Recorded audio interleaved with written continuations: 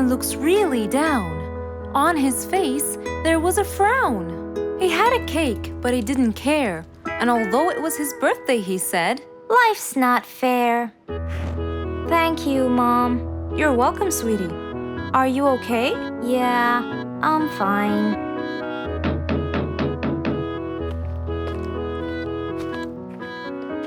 Oh, look who's here. It was Rue's best friends, Poppy and Fluffs. Hey there! Happy birthday! Wow, neat birthday cake. Yeah, just a normal birthday cake, traditional birthday hat, and the same old wishes over and over again. Rue, are you okay?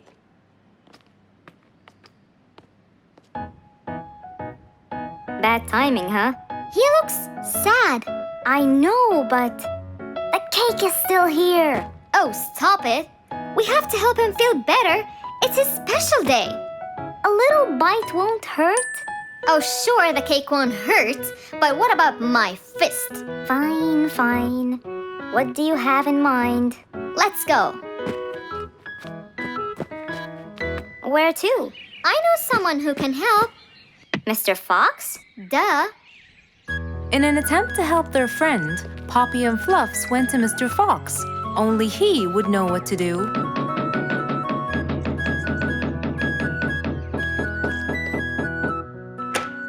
Hey, Carrots. Do you have any lemonade, Mr. Fox?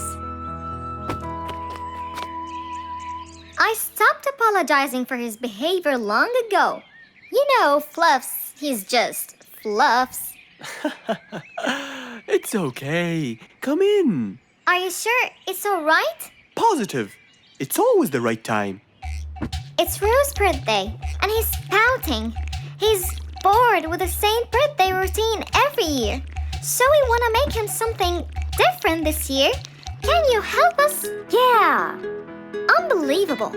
You'd think I'm quite believable if you tasted this lemonade. It's awesome. Any ideas, Mr. Fox? What do you guys say? I help you throw him an extraordinary party with a magic show. A magic show? But who's gonna perform the magic tricks?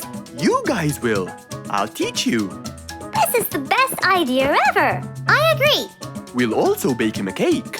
But he says cakes are boring. I can assure you, this one he will like. Sounds like the perfect plan. All right, first, let's bake the cake. It wasn't a very easy task, but all three of them worked hard to make this the best day ever.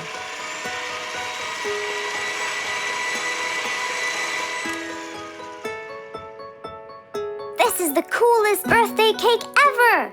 Now for the magic tricks. We need a bottle of water left in the freezer for around 2 hours and a plate full of ice.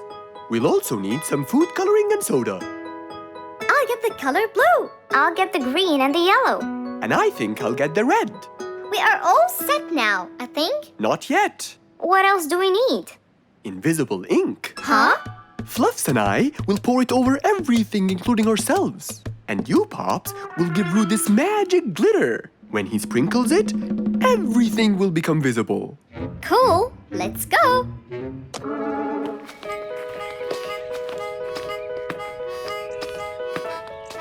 Let us pour the invisible ink now.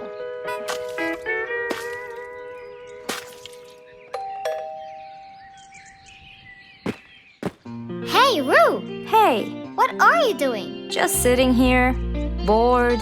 Well, not for long. Yeah, right. Well, think again. Happy birthday. What's this? You have to sprinkle it around to find out. Where? First, on the table. Wow! How did you do that? It's a donut cake! Now try sprinkling all around. This is impossible! It's the coolest thing ever! It's not over yet. Happy birthday, happy birthday, happy birthday to you. I can't believe you guys did all this for me! All thanks to Mr. Fox. He was a great help. I can't believe you guys! Thanks! That's what friends are for. Mom, come and see! What wonderful friends you have, Rue. Yeah, I think so too. Because of his friends, Rue's birthday was extra nice. One celebration was not enough, so they celebrated twice.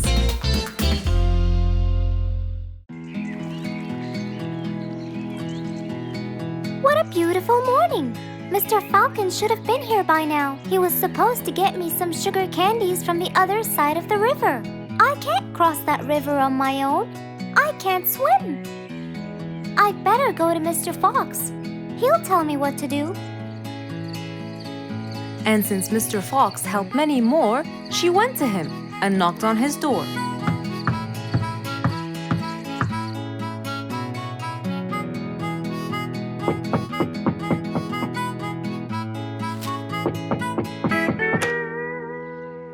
Who's there? Over here, Mr. Fox. Oh, little Auntie Lou. Welcome. Please come in. Thank you, Mr. Fox.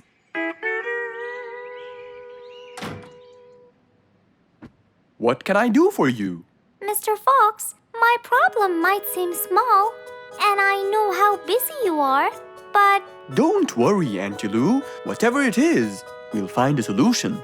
Tell me, what's bothering you? sugar candies. Sugar candies? But you love them. Yes, Mr. Fox, I do. That's the problem. The only place I can find them is by the other end of the river side, and I don't know how to swim. Well, how did you get them before? I had some friends who would cross the river and bring me some candies with them. But I can't wait for them to go every time. I want to be able to get them myself. I see. So you want a way to cross that river by yourself. Yes. Do you want to learn how to swim? Impossible. I'm so afraid of the water. It's my worst nightmare. Isn't there any other way, Mr. Fox? Sure there is. Let me think. Mr. Fox thought quickly and without delay, for there was already another way. He'll build a bridge for Auntie Lou, so she could cross whenever she wanted to. Little Auntie Lou, how wide is that river? Very wide, Mr. Fox. It won't be easy, but let's go. Into the workshop ran Mr. Fox. He grabbed some wood and his toolbox. He put them in his Jeep and hopped inside. Then he and Auntie Lou went for a ride.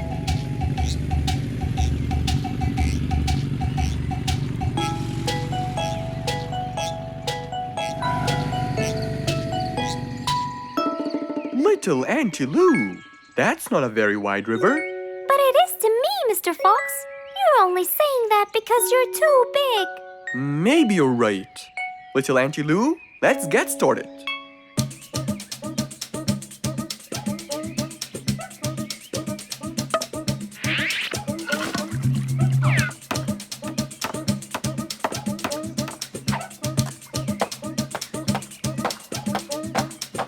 Finally, the bridge is complete. Mr. Fox, that's exactly what I wanted. Thank you so much. I'd better be on my way to collect the sugar candies. I've always dreamed of this.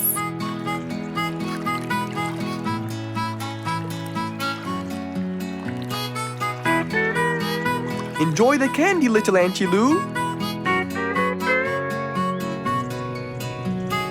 After giving his friend a happy end to the day, Mr. Fox took his car and carefully drove away.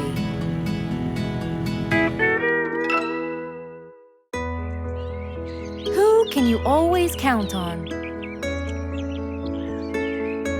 They're always there when you're feeling down, ready to draw a smile and remove that frown. They make a bad day so much better, especially if you share toys and play games together.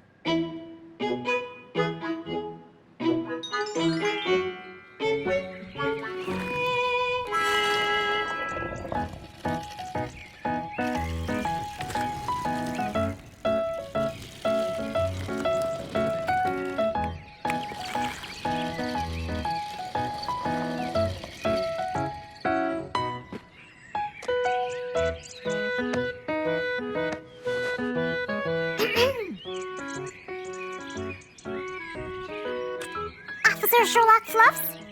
I'm with you, Officer Poppy Holmes. I think we're moving in the wrong direction. You might be right, Officer Poppy Holmes. I can see footsteps in the opposite direction.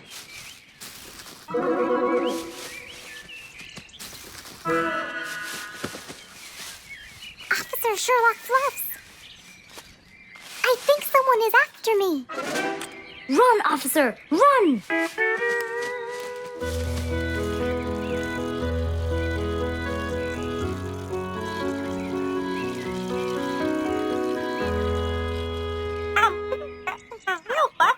What do you mean? Poppy! Poppy! You there? Poppy! I can't believe we lost the connection. Poppy! Poppy, where are you? Filled with worry, Fluff searched and searched for Poppy, but he couldn't find her anywhere.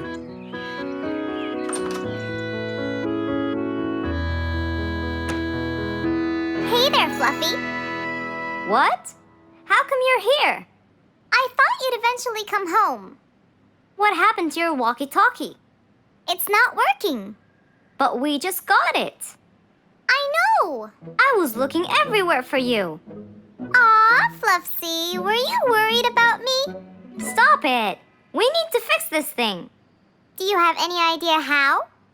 Hello? You're the smart one. But I'm not much into technology. You know that.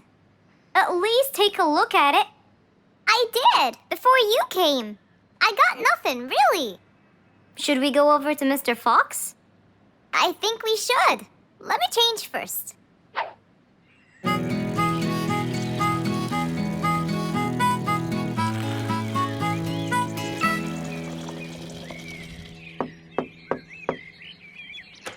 Hello? Hey, Mr. Fox, Poppy broke her walkie-talkie. I so did not. Don't fight, you two. Show me your walkie-talkie. Maybe I'll be able to fix it. Here, but I promise I didn't break it. I'll go to the workshop and see what's wrong with it. Thank you, Mr. Fox. Sure. You really think I broke it? Why else would it stop working? But I didn't. Well, I kind of think you did. You're unbelievable.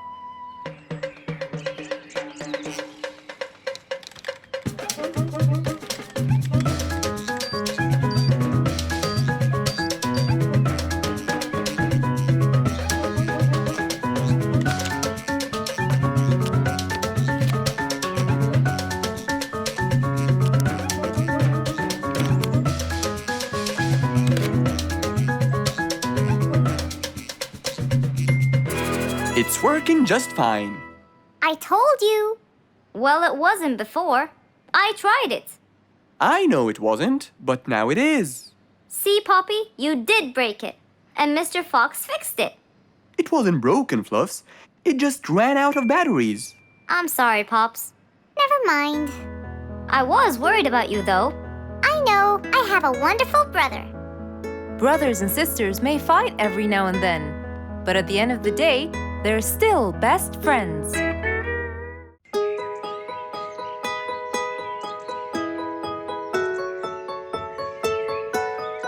Beatrice was a little energetic bee.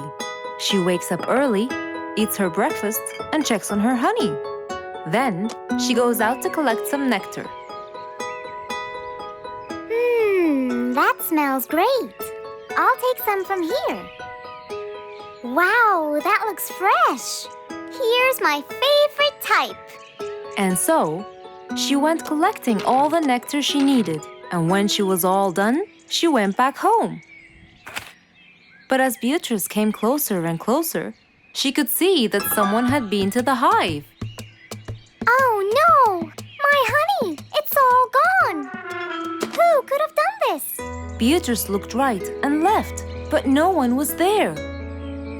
Sadly weeping with grief, she went to the place where she might find relief. Oh, Beatrice. How have you been? Mr. Fox! Beatrice, what happened? destroy my hive. Who would do such a horrible thing? I have no idea. I was out collecting nectar, and when I came back, I found... Calm down now, calm down. I don't know what I should do. Mr. Fox felt sorry for Beatrice. He kept thinking of a way to prevent this from happening again. Aha! I got it. You know who did this? No, but I can prevent this from happening again. Really? Really? Come with me. At once, Mr. Fox ran to his workshop. He grabbed some steel, some wooden plates, and his toolbox. He then hopped into his car with Beatrice by his side and drove away.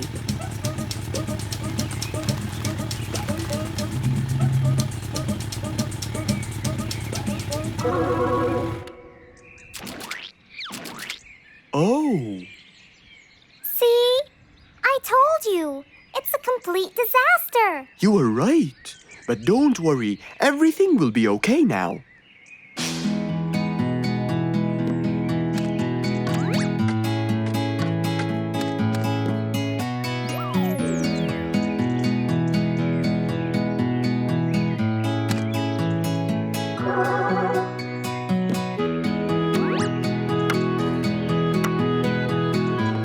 Mr. Fox started to work. He got the wooden plates and built a box out of them, which he put on the tree branch. Then, he surrounded the box with steel. He made sure the nails went in properly and made a door for little Beatrice. Now, all done. Wow, it's amazing.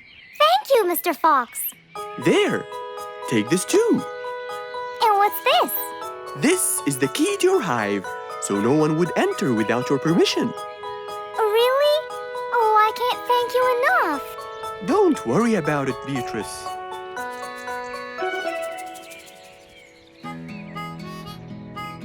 Here, Mr. Fox, this is for you. What's this? It's one of my delicious honey jars. It's the best kind I've got. Oh, you didn't have to. Well, thank you, Beatrice. And as Mr. Fox drove away, he thought that this was the perfect end to the day.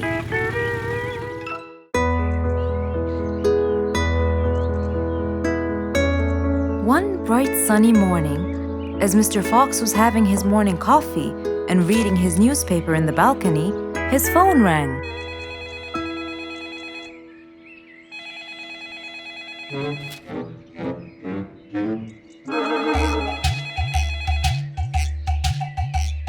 Who could it be so early in the morning? Hello? Hello, Mr. Fox. It's Rorik. Oh, hello, Rorik. How are you today? Not very good, I'm afraid. Why is that? My piano. I tried playing it today, but it sounds weird. How so? I don't know. Could you please come and check it out? Sure, I'm on my way. Thank you, Mr. Fox. I'll be waiting for you. And I'll be right there. So, quickly, Mr. Fox changed his clothes. He took his toolbox and his car keys, got into his car, and drove off to Rorik's place.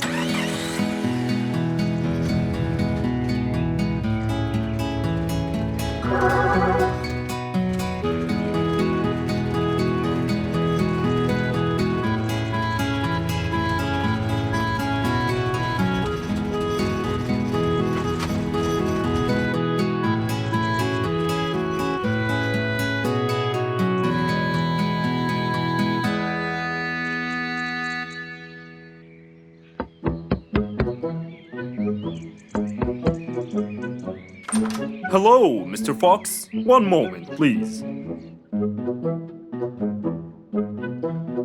Your Majesty, Mr. Fox has just arrived.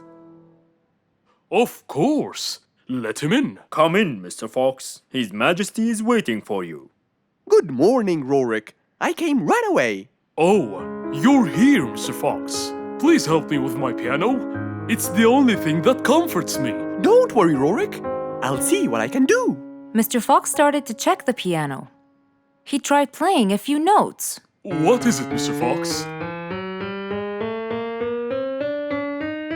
Is it broken? Mr. Fox, please answer me. It sounds horrible. It's not broken, Rorik. It just needs tuning. Do I have to buy a new one? No, Rorik. It's very simple. I can tune it for you. Really? Thank you, Mr. Fox. I almost had a heart attack. However, Oh no, not that word. I'm sorry, but it might take a while. Oh, it's okay. I can wait. Okay then, I'll get started. Please, Mr. Fox, do your best. It's my everything. Don't worry, it'll be good as new. Mr. Fox opened his toolbox, grabbed a few things, then started to work.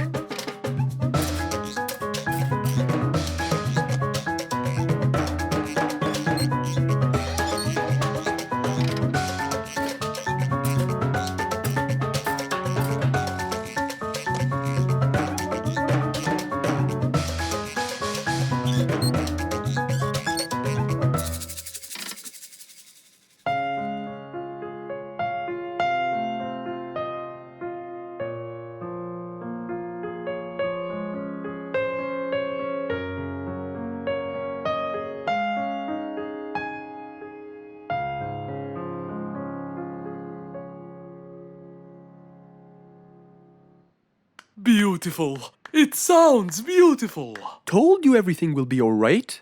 I can't believe it. Thank you so much, Mr. Fox. Anytime, Rorik. And with that, Mr. Fox's work was all done. He waved goodbye and drove along happily. He had helped out a friend once more. For helping each other is everything you could ever wish for.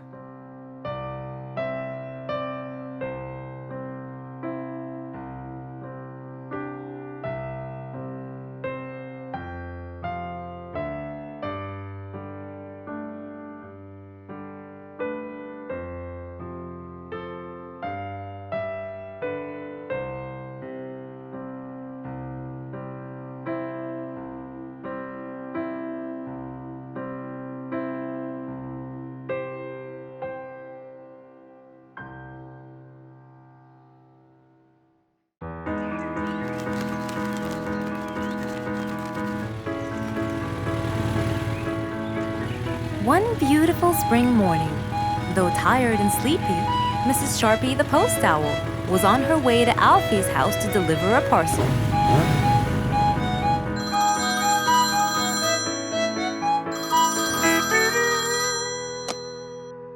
This is Alfie. Who is it? It's Chip, Alfie. How are you? I'm fine, thank you. Great! I sent you the new sheet music, which you have to rehearse. Of course. I will as soon as it arrives.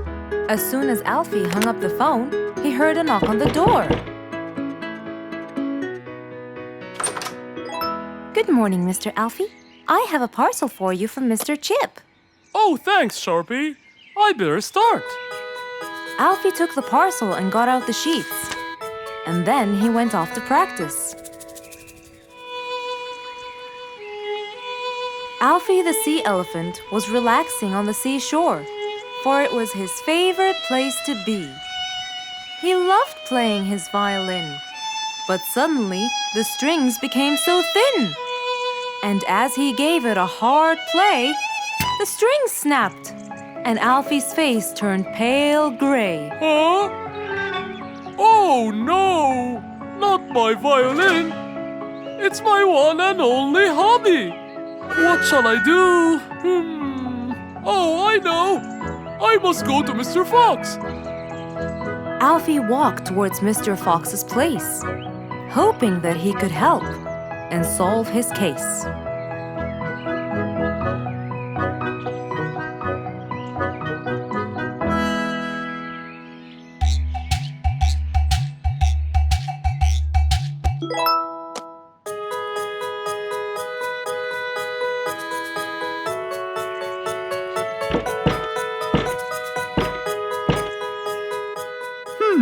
I wonder who?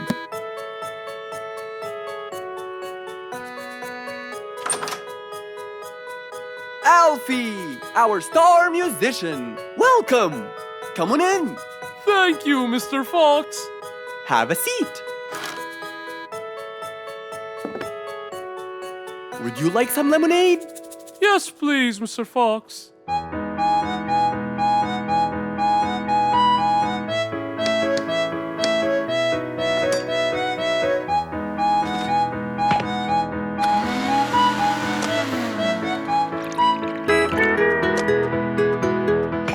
Mr. Fox came back with a glass of lemonade.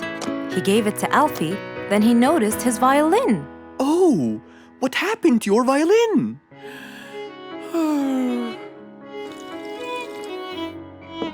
I was playing by the seaside and suddenly the string snapped. What do you think I should do? Well, we can simply buy some new strings and change them. I already bought them, but I don't know how to change them. It's my first time. No problem. It's easy. Now let me teach you how to replace them. First, we remove the old string by twisting this till it's loose. Then, we pull the broken string out of its hole. After that, we twist the tuning peg on the other end and pull the other end of the string from its hole as well. See? Now the whole string is out. We insert the thin end of the new string into the hole of the tuning peg. Then, bend the string around the hole like that and fix its other end into the other hole.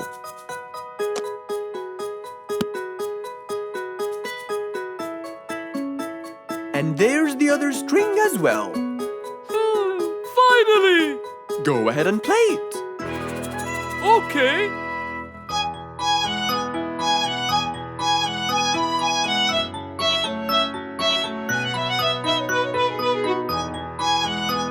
With his violin finally fixed, Alfie walked out the door. He went back to play on his favorite seashore.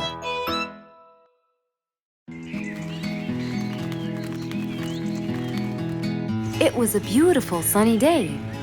Feeling bright and early, Mrs. Sharpie was on her way to work.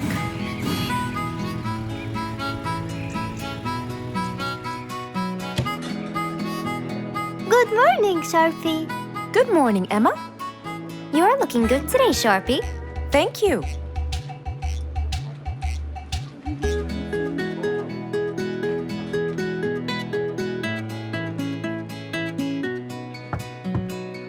Come in. Good morning, Mrs. Susan. Oh, good morning, Sharpie. Today's gonna be a special day. I hope so, but why? Well, we have more packages that need to be delivered to their owners on time. And there's a special package for the king. I'm on it, Mrs. Susan. After piling them all up, Mrs. Sharpie went to deliver the packages.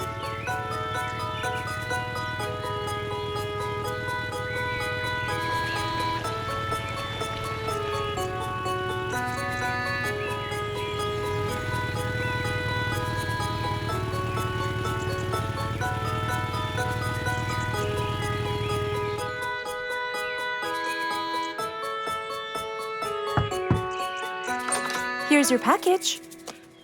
Thank you, Sharpie. Just in time.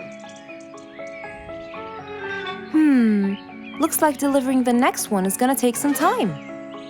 After safely delivering the package to Mr. Camel, Mrs. Sharpie took off to the opposite side of the jungle to deliver a package for Mrs. Deer.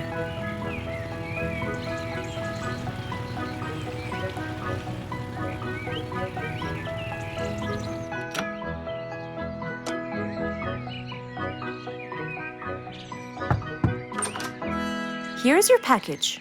Thank you. But why were you late? I waited all morning. Next was Mrs. Bird's package, and that was south of the jungle. That was very tiring for Mrs. Sharpie.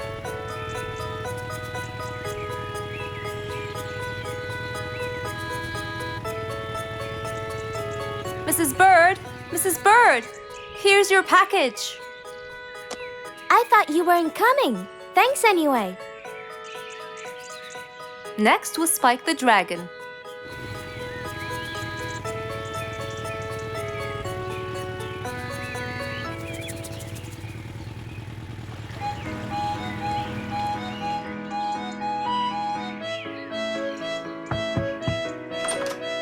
Here's your package.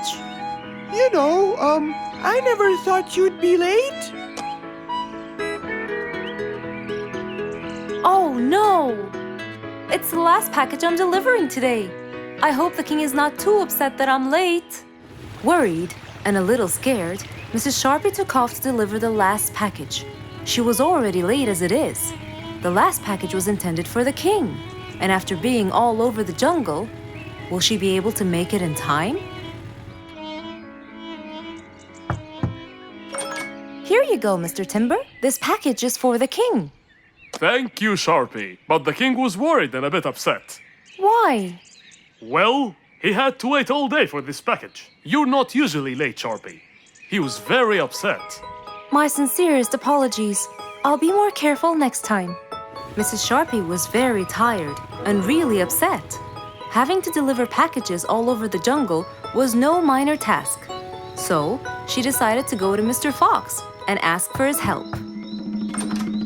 Oh, hello, Mrs. Sharpie. How have you been? I'm not good at all, Mr. Fox. You have to help me. What happened? I've got a lot of letters and packages, and I keep flying east and west all over the jungle. This won't do, Mr. Fox. I'm so tired. Oh, Mrs. Sharpie, you do look exhausted. Please, come in, and we'll figure this out together. Would you like a cup of hot chocolate? No, I just want to find a solution, Mr. Fox. Okay. Tell me what the problem is exactly. I get too much letters, so I fly to deliver them.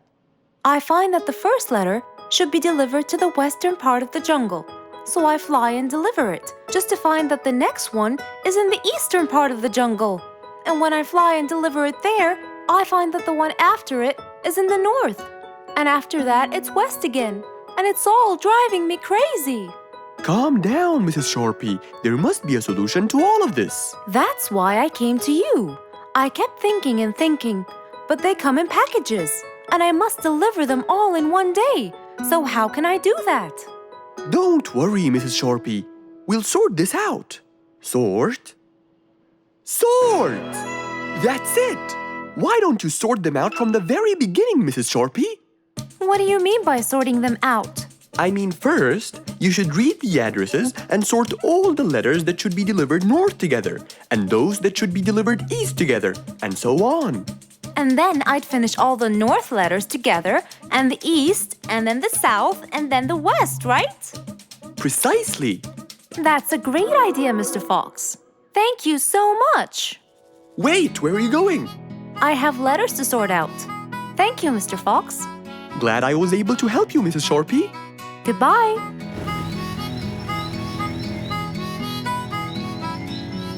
Happy with the solution she got, Mrs. Sharpie took off and looked forward to a new day with her new planned plot.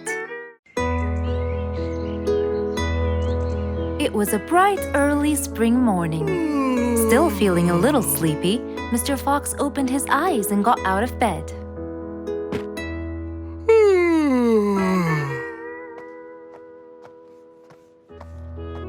Since the weather was beautiful outside and awfully tempting, Mr. Fox decided to go for a walk in the jungle. The sun was shining, the birds were twittering. It was a very peaceful morning. Well, sort of. Worried that something terrible could have happened to one of the animals in the jungle, Mr. Fox sprinted towards the sound. Are you kidding me? You're the size of an air balloon! Are you making fun of my size, you piece of you? What? Take that back now, you... No! I'll never take it back! This was all your fault! No, it wasn't! It was yours! No! It's always your fault! Now, calm down. Oh, Mr. Fox, I'm so glad you passed by. You're the only one that could solve my problem. Solve your problem? No, Mr. Fox will solve our problem. No way! What you did was a total crime. So No, not true. You're the one who started it all and injured me, you big There, calm down. And just tell me what happened. He woke me up. Slow down, one at a time. Mr. Panda, you go first. Thank you. Now, I was walking heading to my house when I realized that for me to get there, it will take me 12 minutes. And I was so tired and sleepy. So I thought about it, and I realized I should just lay here for a while and take a short nap. And just as I was starting to get comfortable, I found little chicklets screaming with the highest pitch into my ears, Mr. Fox. My ears! Can you believe that? Well, that's not a very nice thing to do, little chicklets. Why did you do that? But I didn't, Mr. Fox. And how is that? I was heading to my favorite lake, and I was walking just right behind Mr. Wicks, when all of a sudden, out of nowhere, he decided to lay down and fell to the ground and squeezed my beautiful wing. And if it wasn't for my high-pitched voice, I would have been dead by now. Well, that was pretty dangerous, Mr. Wicks. What should I do, Mr. Fox? I was really tired and I needed my nap. So I took it. What should a panda do to take his nap? Can't you just wait till you reach your own house? Or at least look behind you before you decide to fall down? My house is 12 minutes away, and all the walking had already stolen away all my energy. I had to take a nap to recharge. I can't keep on walking forever. Then look behind you or sleep next to a tree or something. Why don't you watch where you're stepping? It was a very troubling matter indeed. The little chick almost got crushed. But Mr. Wicks didn't mean it. He was just so tired that he fell asleep. Right? Mr. Wicks, answer me. Did you intend to squeeze little chicklet's wings? Of course I didn't. Were you aware that you were going to take a nap in the middle of the road? Actually, I vividly remember. I walked to the tree side first, but when I woke up, I found myself in the middle of the road. How many naps do you need per day? From 5 to 7, I would say. Did you take a nap before you decided to head home? Of course. Do you usually nap in between? Not always, but today I went so far from my house. I tried to hurry to nap at home, but you know, I'm too slow. Say no more. I now know the answer. Really? Yes. Worry no more, little chicklets. From now on, Mr. Wicks will always nap at his own house. Just a second. Aha! There it is! Is that what they call caffeine? My, I didn't think it was that huge. No. It's something even better. Better than caffeine? And chocolates too.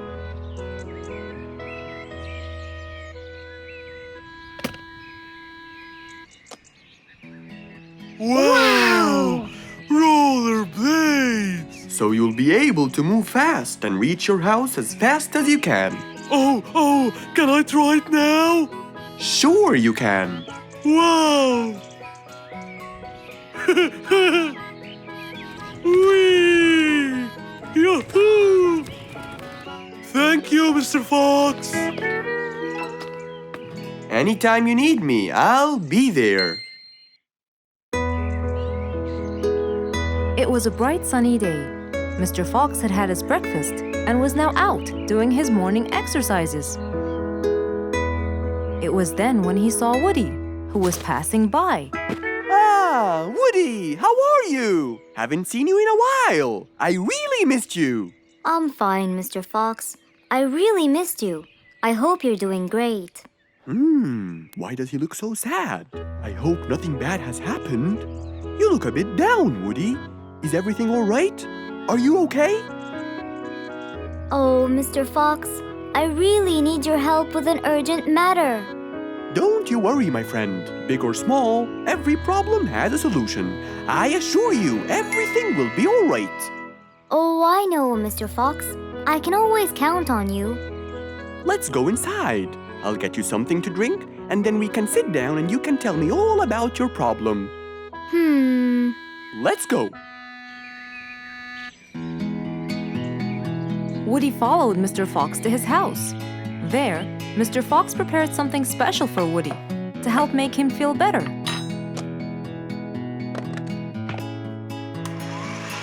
I made you some fresh orange juice. This will help you relax and cheer you up.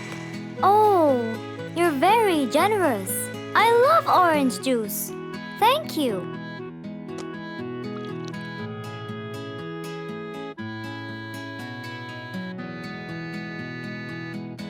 Mr. Fox, I'm really sorry to bother you over and over again, but I had no choice. Oh, no worries, my friend.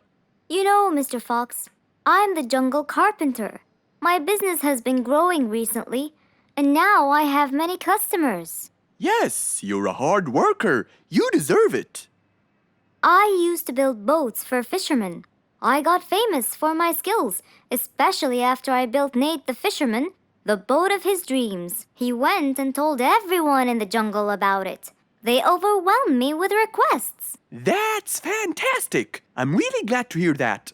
But Nate came to me yesterday and asked if I could build him a ship, one big enough for him and all his friends, as he is planning to go on a fishing trip. It's for a special trip, he said. Yes, I've heard about that. Well, the problem is, I've never built a ship before, and I have no clue what kind of wood I'm supposed to use. I don't know what to do. How will I build him the ship he needs without the proper wood? Will you help me, Mr. Fox? Whoa, that's a serious problem. I'm gonna have to look through my books. Well, you're never too old to learn something new. I could use some time. I'll call you as soon as I find a solution. I will be waiting for your call. I know you'll be able to help me, Mr. Fox. After Woody left, Mr. Fox started his researches on shipbuilding.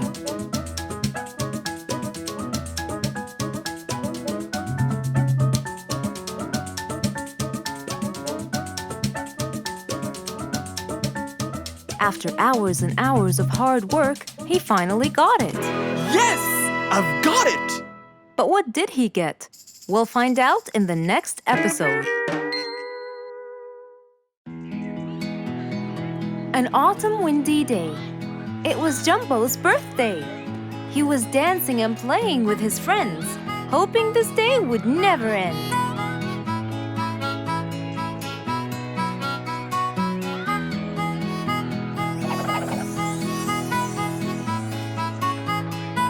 Everyone ran to hide all the same, but Jumbo slipped and fell. And that was the end of the game. All the animals heard the fall, but Mommy Jumbo ran before them all. Jumbo!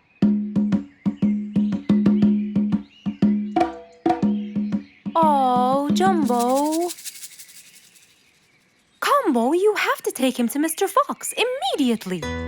So, without further delay, off to Mr. Fox's house they hurried away.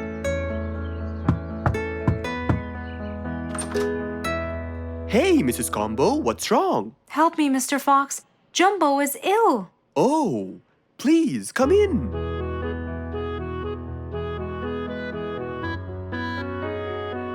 You look cold, Jumbo. I'll get you something hot to drink. Thank you, Mr. Fox.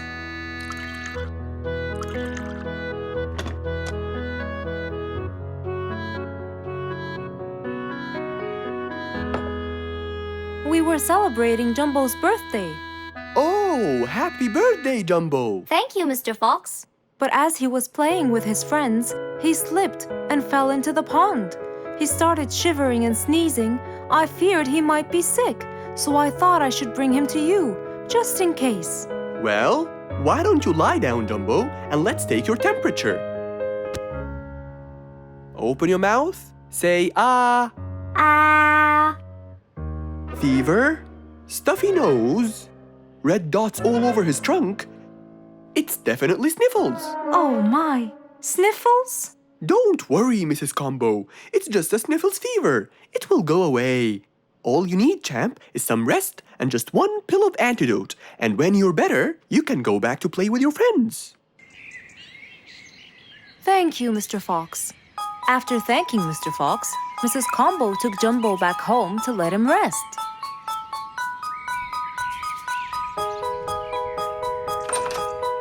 All right, Jumbo. Now all you need to do is follow Mr. Fox's advice and keep Mr. Thermometer under Under my tongue?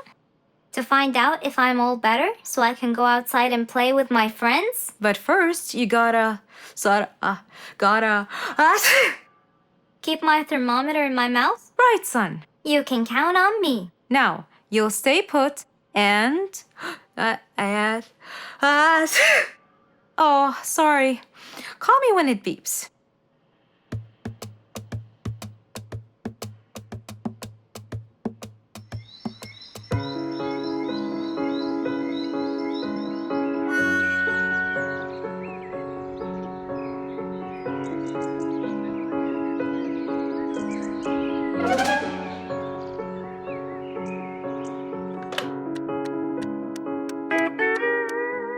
Hello, Frisky.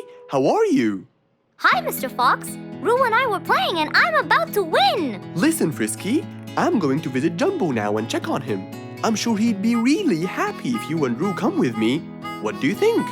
Great idea, Mr. Fox. I want to check on him too. We'll meet you there. As agreed, Mr. Fox met Frisky and Roo at Jumbo's house. I'm coming.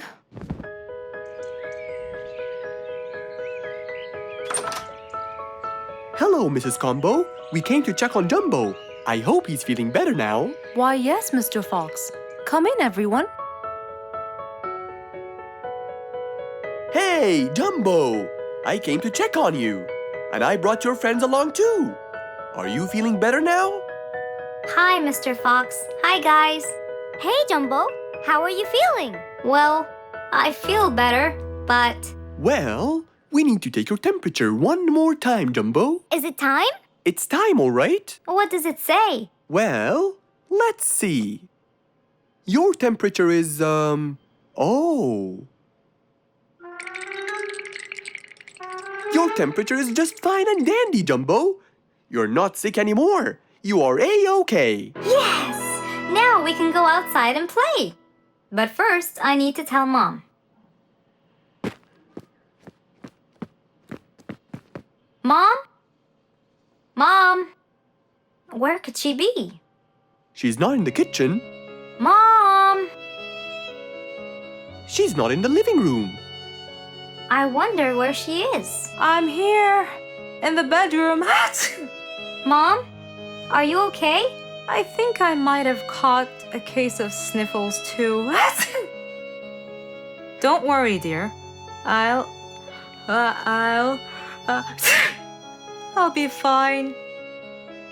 Now why don't you go out and play hopscotch with your friends? I'll join you when I get better. But Mom, I won't be happy if I go to play and leave you here all by yourself. I'll be only thinking of you. So, what do you think you should do, little Jumbo? I have to sit here and take care of you, Mommy. You always take care of me when I get sick. I'll take care of you and never leave you alone. Oh, I love you more than anything in the whole wide world, Jumbo. Now it's time to take your temperature. Right, Mr. Fox? You're absolutely right, Jumbo. So rather than go out to play, by his mother's side, he decided to stay. Mr. Fox was known for his kindness in helping others. Everyone went to him for advice, even Woody, the jungle carpenter. After being assigned the task of building a really big ship, he went to Mr. Fox, seeking his wisdom. Mr. Fox listened carefully to what Woody had to say, and in turn, promised to help him. He started a research on shipbuilding, and after hours and hours of hard work, he finally got it. Yes! I've got it! But there is something I need to check first. Mr. Fox went for a walk in the jungle, looking carefully at every tree on his path. Then he stopped in front of one and said, Yes! That's the one! Immediately, Mr. Fox took a paint bucket. He wanted to mark the tree so he wouldn't forget which one it was. After that, he got into his car and drove off.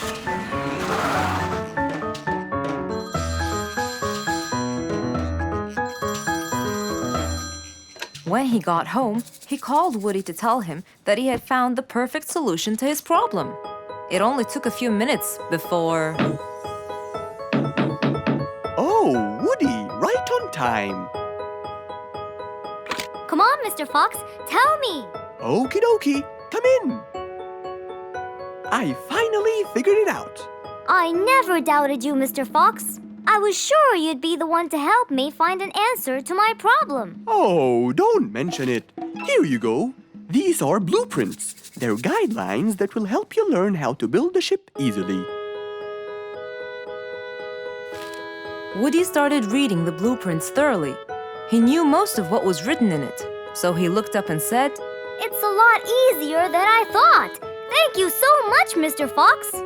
Oh, but Mr. Fox, what about the materials that I'll need to build it? Here's a list of all the materials you'll need. And what about the kind of wood I should use, Mr. Fox? I did extensive reading, and I found out that our ancestors were famous for using teak in the process of building ships, as it's really stiff, strong, and it can also be shaped to have wide planks, which would help the ship to withstand the waves of the sea. But I know you don't know what teak is. Not everyone does. But come along. I think it would be better to show you the tree I found earlier in the jungle. Our jungle? Of course! Everything you dream of can be found in our beautiful jungle. Mr. Fox got into his car with Woody by his side and drove off. They headed towards the tree that Mr. Fox had marked earlier. Here's the tree. Huh? I have loads of that wood in my store, but I never knew that I could use it to build ships. I didn't know about teak either. But with a little bit of research, everything is open to you, my friend. Mr. Fox, I can't thank you enough. I'm really happy right now. I'll never forget what you've done for me. It's my pleasure, Woody. Now that I know what I should do, I'll go back and start building that ship for Nate as fast as I could. Thank you again, Mr. Fox. So, after helping his friend, Mr. Fox got into his car and drove away happily. You know, it's true what they say. A friend in need is a friend indeed.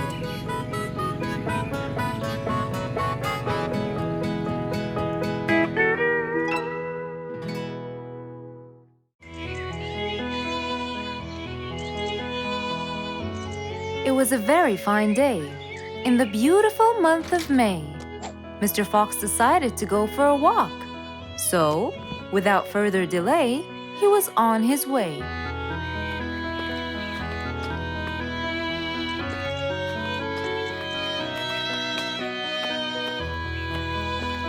While Mr. Fox was walking, enjoying the sun and the trees, he heard a quarrel at a distance and someone saying, Stop!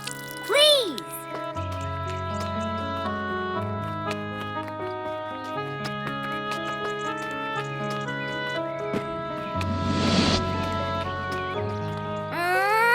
What? Can't a monkey enjoy a spring nap in peace? Nap somewhere else. I don't care. Excuse me? You splash somewhere else. You've got the whole ocean. That's more than enough room. What's going on here? I like it here, and I'm going to stay. You stink! Bingo? Bite me. Bubbles? I gobble you up, but I prefer a healthy diet. What's the matter with you two? I'm calm and happy. I'm just simply awesome. Mr. Fox, can you believe her? Honestly, I don't believe the fact that you two are fighting in this lovely weather. You tell him, Mr. Fox. Such a gloomy monkey. All I want to do is take a nap. Such a gloomy monkey. Such a gloomy monkey. Bubbles, stop that! What's your problem, Bingo? What can I say, Mr. Fox? I just wanted to nap on my hammock. But Bubbles kept splashing water all over me. And it's so irritating. As if. It wasn't on purpose, Mr. Fox. I just wanted to enjoy spring my way. Can't I enjoy the weather however I please? Of course you can. But Mr. Fox! And you too should enjoy your spring nap as well, Bingo. Finally! That's right. Go enjoy your spring sleepiness some other place. Say what now? You know what? I've got the perfect solution to your problem. Really? Yes, and it's very simple. What is it, Mr. Fox? Wait here for a second. Don't splash water for a short while, okay? Fine.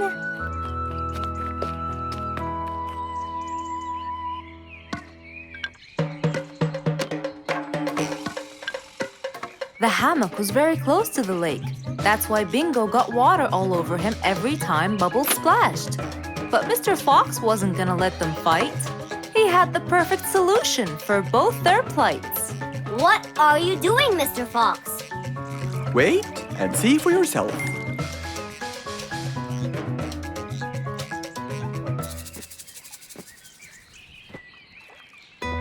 Let's see. First, we'll untie the hammock. 1, 2, 3, 4, 5. Now, we'll go a few more steps up and tie the hammock again. Here's good. There you go. Try it now, Bingo.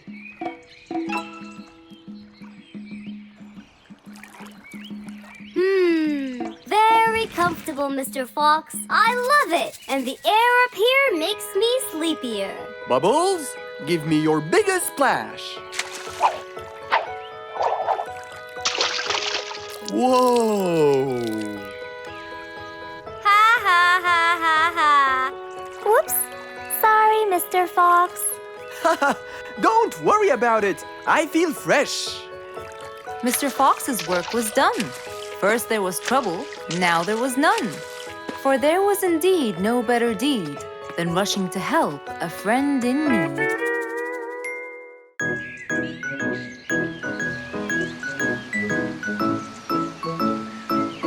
It was a beautiful Saturday morning. Since the sun was shining and the weather was nice, Mr. Fox thought it was perfect for morning exercise.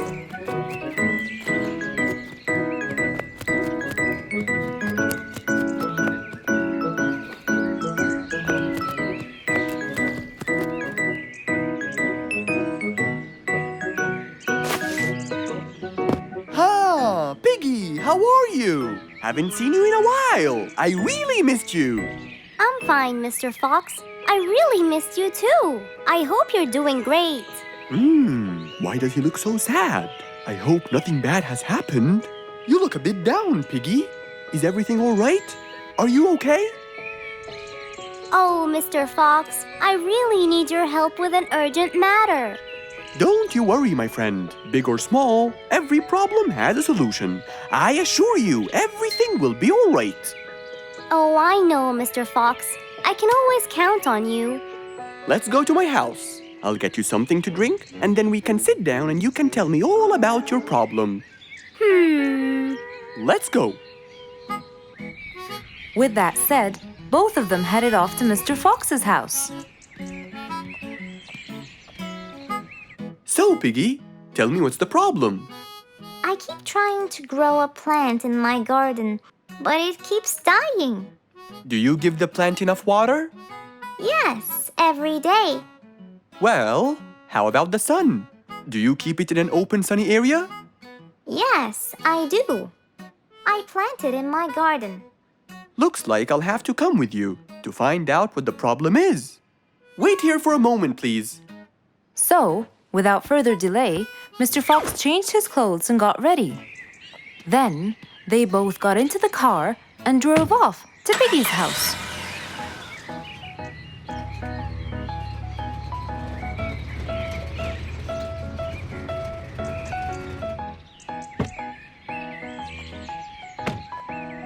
Look, Mr. Fox. These are the plants I told you about. Little Piggy, the plant you're trying to grow is ivy. And ivy likes to grow on something firm, like a gate or a wall. That's how they grow so tall. Ivy? I thought it was just an ordinary plant. Well, you can still grow it on the garden wall. Piggy, do you have a ladder? Yes, Mr. Fox. Over there. Okay, come with me. Hand me the drill, please.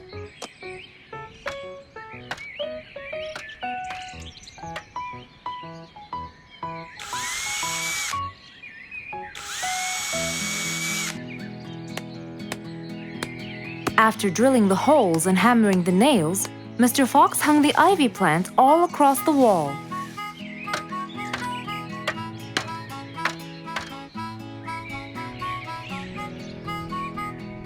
Now, when the ivy grows, it will find this wire to hold on to. I got it. Thank you, Mr. Fox. You're welcome. Take good care of it. After saving the plant and helping his friend, Mr. Fox took off. And that, my friends, was the end.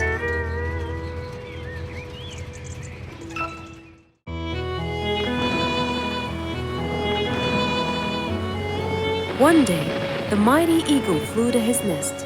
All he wanted to do was rest. He felt bitter, he felt cold. He was really getting old. He knew he needed someplace new. So, off to Mr. Fox he flew.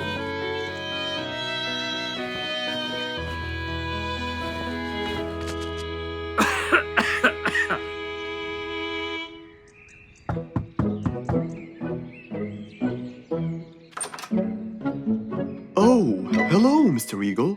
You look so tired. Please, come in. Thank you, Mr. Fox.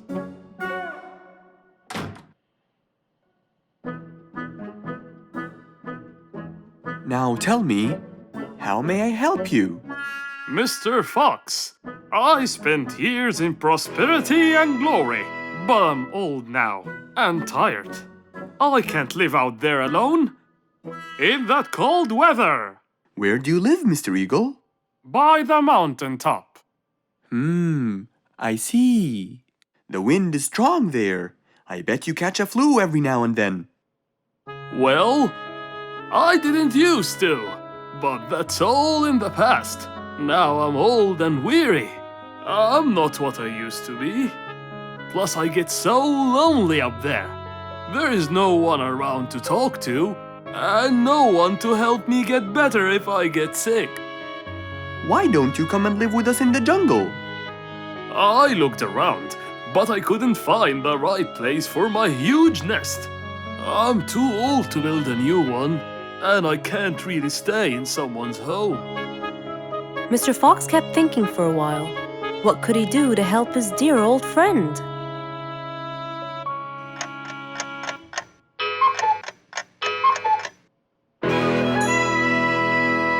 I got it! I think I can help you build a new house. Have no worries.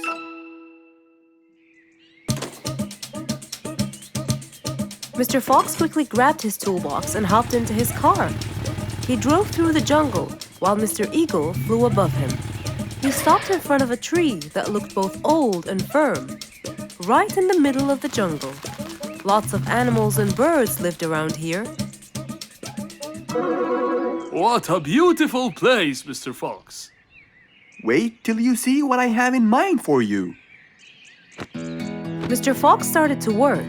He put a ladder against the tree and counted the steps up.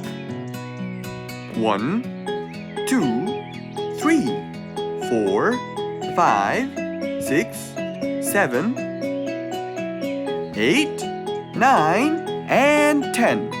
When he reached the tree branches, he opened his toolbox and took out some wooden plates. Then he started putting them together. All I need now is some nails to make sure everything would be A-OK.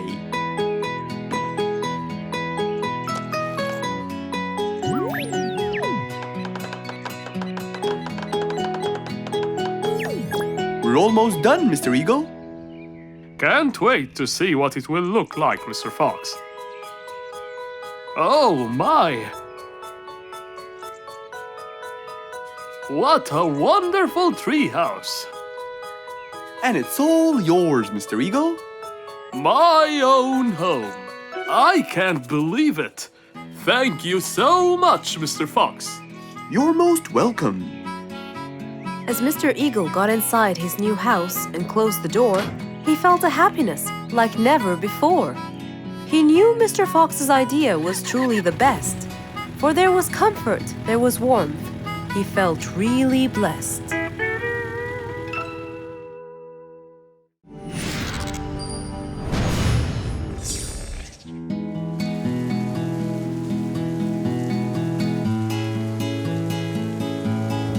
One stormy winter night, when most of the animals stayed warm in their beds and turned off the lights. There was thunder, there was lightning, and Woody the Woodpecker found it frightening.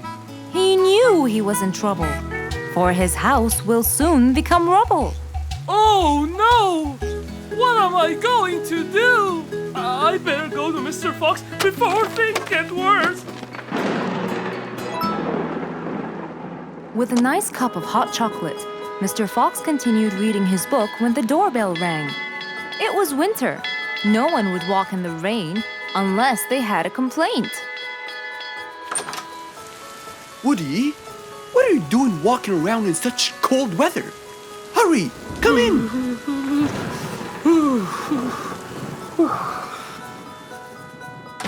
Mr. Fox, I know it's cold, and I'm sure my problems will make you feel bored, but I need your help.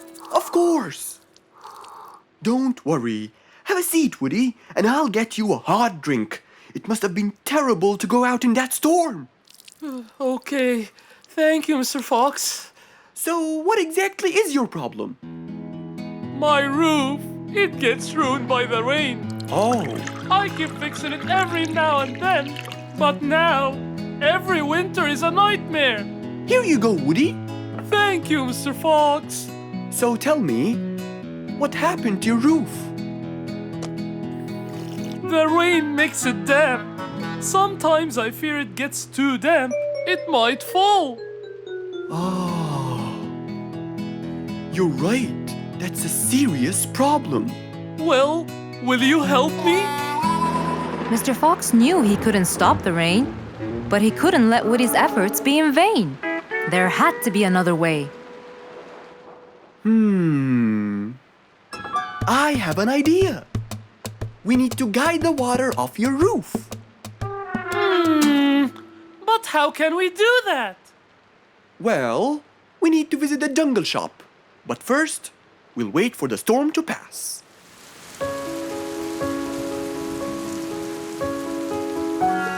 Finally, the storm faded away, revealing a bright, warm, sunny day. I think the weather is better now. Let's go, Mr. Fox. Mr. Fox and Woody hopped into the car, and off they drove to the jungle shop. So, what will we buy from here, Mr. Fox? A sloped roof. A roof? But how will we transport it? Oh, don't worry. There's a new type of roof. They sell them like, pieces of a puzzle. Oh, that's smart! Yep. Mr. Fox and Woody chose a nice big red roof. Then, off they went to Woody's house. Mr. Fox got a ladder and climbed up. He started to fix the roof from the top. Now, all we need is to put the pieces together.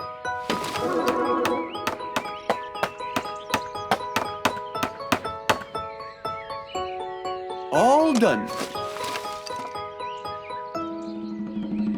I'm coming down.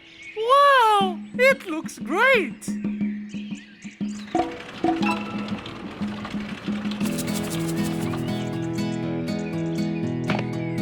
That way, all the water will slide down and the rain won't bother you again. So, does that mean no more rainwater will enter my house, Mr. Fox? Of course not. I guarantee it. Oh, I'm so happy! Thank you so much, Mr. Fox. Oh, it was nothing. We all like living in a dry, warm place in the winter.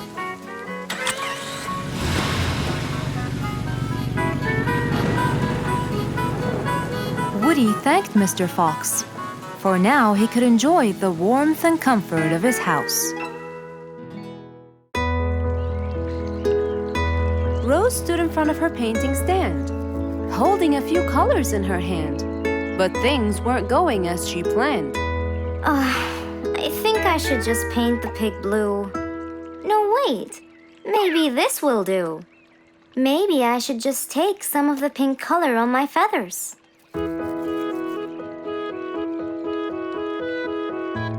This isn't working. Maybe I should call Mr. Fox. He might have some clue about what I should do.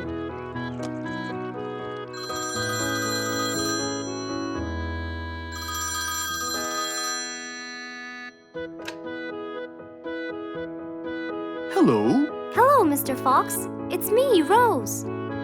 Oh, hello, Rose. How are you?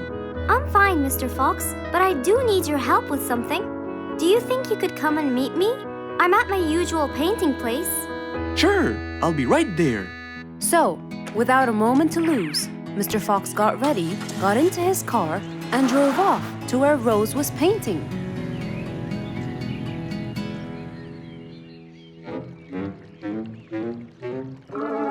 Oh, Mr. Fox.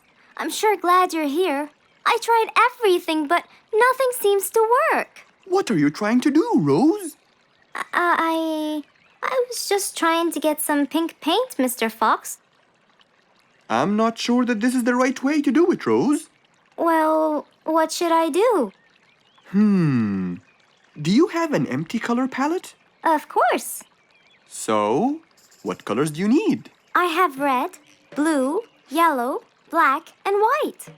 But I still need pink, green, orange, purple, and brown. Let me see. If we take a bit of red and a bit of white, we can make pink. Oh, it's just like magic. How about the other colors? Do you want to try? Why, yes, I would. But which colors do I use? Use your imagination, Rose. I want to try red and blue. Okay. Wow, now I can paint my violets purple. Do you want to try again? Sure, this time I'll try red and yellow. Nice. Now you have orange. It's beautiful, Mr. Fox. But I'm still missing green. Well, let's see. We still haven't mixed blue and yellow, have we? Right. This is a really cool shade of green. Now you can paint all you want. But, Mr. Fox, what about brown? Right. I almost forgot. Let's try orange and blue. Yes, that's it. I really can't thank you enough, Mr. Fox. Don't worry about it. I really like your painting. You do? Yes. It's quite colorful. Well, thanks to you. Now, whenever you're missing a color, all you have to do is try some together. All the colors that Rose once knew, when mixed together, turned to something new. Pink, purple, orange, and green. Something she had never seen. One day, the whole jungle decided to celebrate their new king, Rorik the lion. He was young, active, and picky, and known for his loving spirit. After his coronation, King Rorik moved to his new mansion and started to check it out.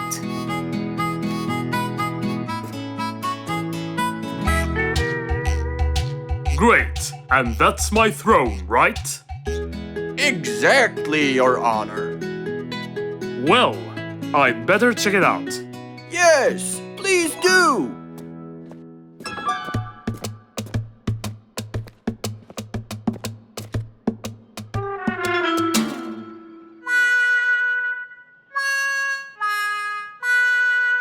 Ah, timber!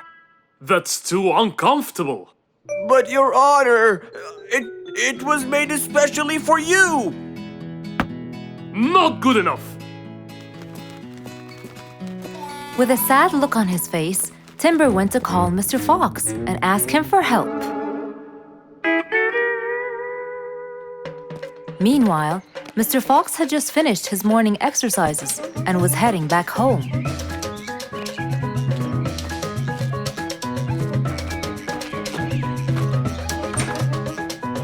After a cold shower, he changed his clothes and had some tea.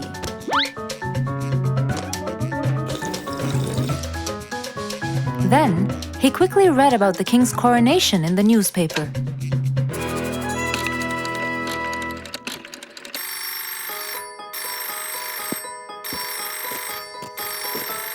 Hello?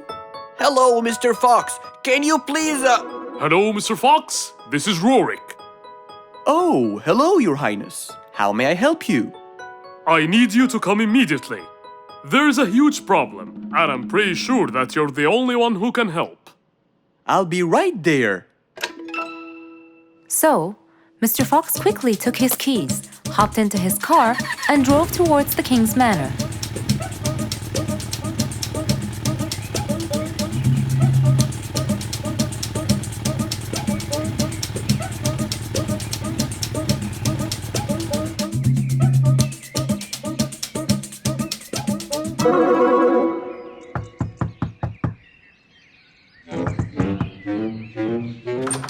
Hello, Mr. Fox.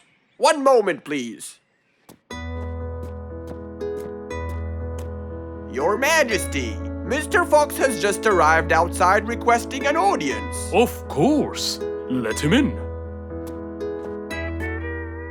Come in, Mr. Fox. His Majesty is waiting for you. Good morning, Your Highness. What seems to be the problem? Oh, Mr. Fox. Good, you came quickly. Always at your service.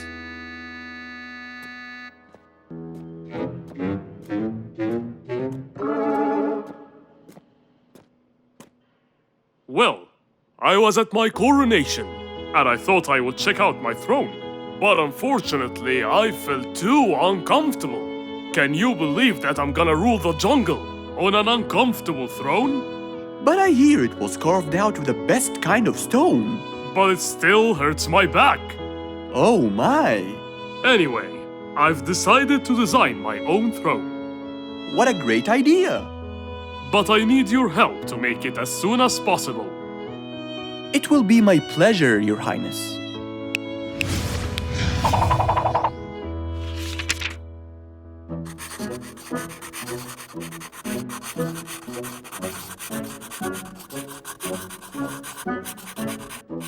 Mr. Fox designed a new throne for the king, but the king didn't seem to like it. I know just the thing for you. Mr. Fox took his tape measure and got to work. He took measurements and made estimations. This wasn't going to be easy, but Mr. Fox was gonna give it a try anyway. He hopped into his car and took off for the jungle store.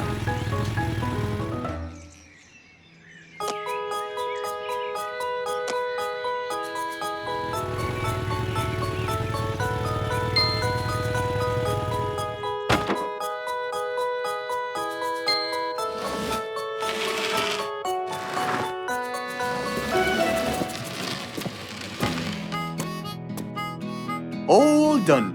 Can you please try it now? Wow! That's exactly what I wanted. Glad you liked it, Your Highness.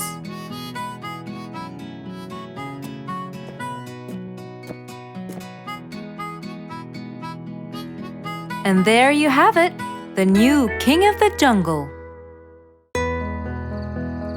One nice spring night, Mr. Fox was sitting in his balcony, relaxing and drinking his favorite juice, when suddenly the phone rang.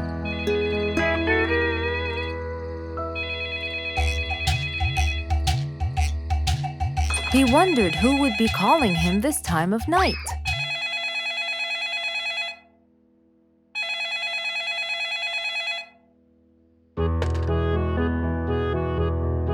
Hello. Who is it? Mr. Fox, it's Rorik. Your Majesty.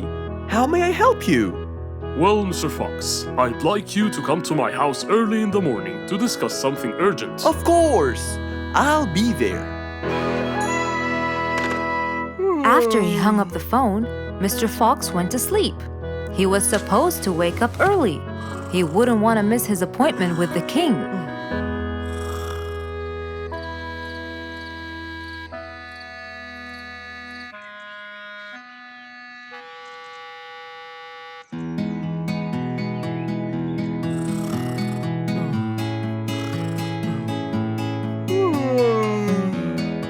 Early next morning, Mr. Fox woke up and went to wash his face. After that, he got dressed and was all ready for his appointment with the king. He got into his car and drove off.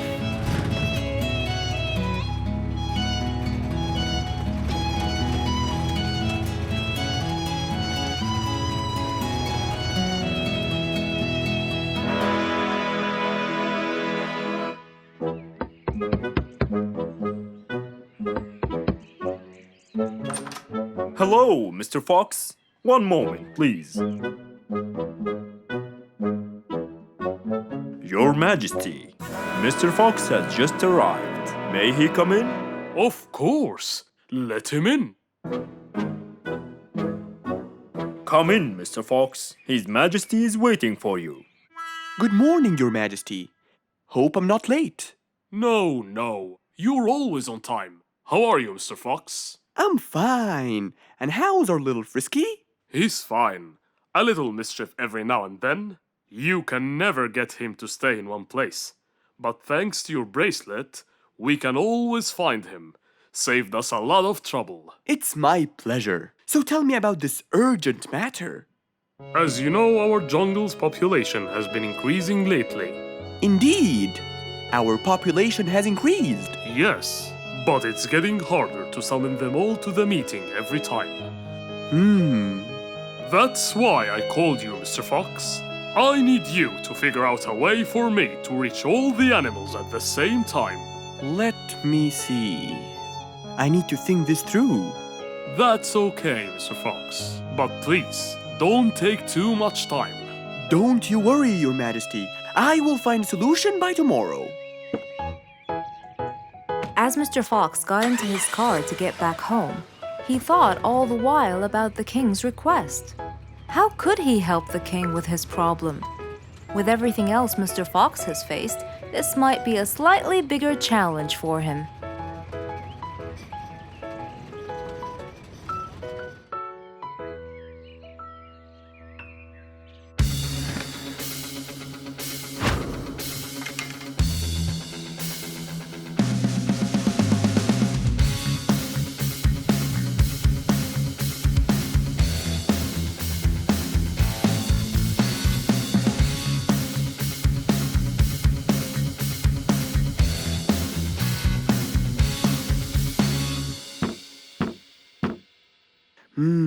This is more challenging than I thought.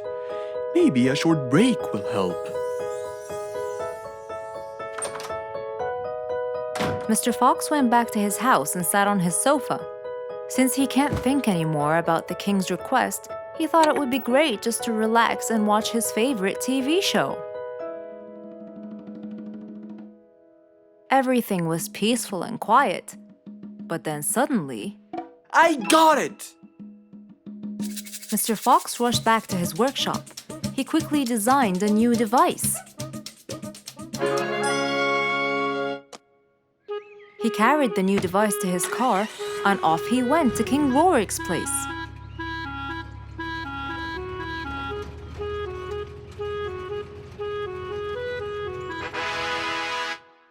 Mr. Fox, I thought you were coming tomorrow. Did you solve my problem? Yes, Your Majesty. This is a solution to your problem. That's great! But what's that, Mr. Fox? This is a megaphone. I made it specially for you. Every time you need to meet the animals, all you have to do is roar into it. Mr. Fox, you're a genius! But be careful. It's powerful.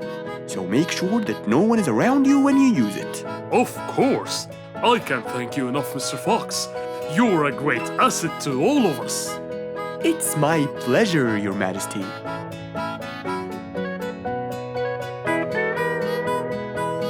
Goodbye, Mr. Fox. Mr. Fox got into his car and waved goodbye to the king. He was feeling happy and pleased. The problem was now solved, and he was able to help out a friend once more.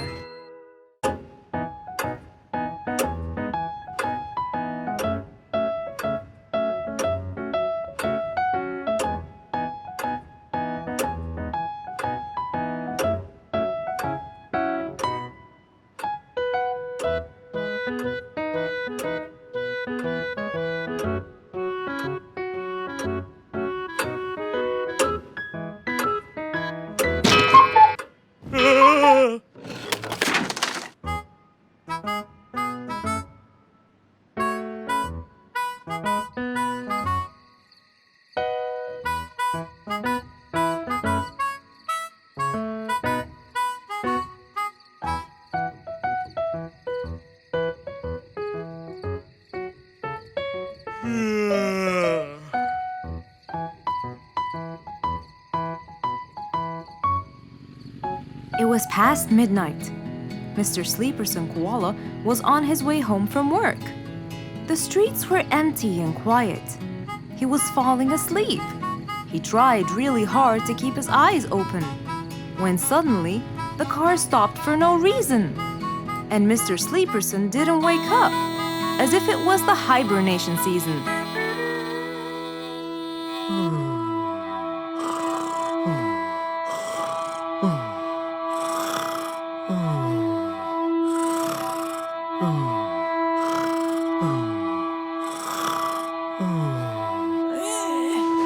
What is that?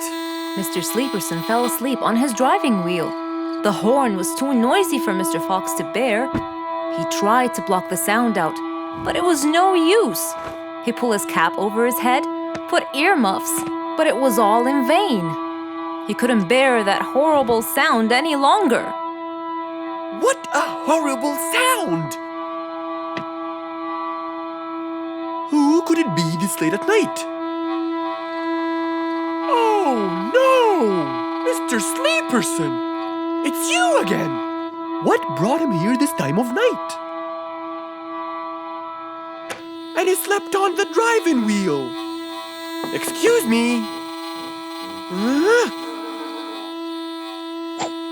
Mr. Sleeperson! Hello? Hello?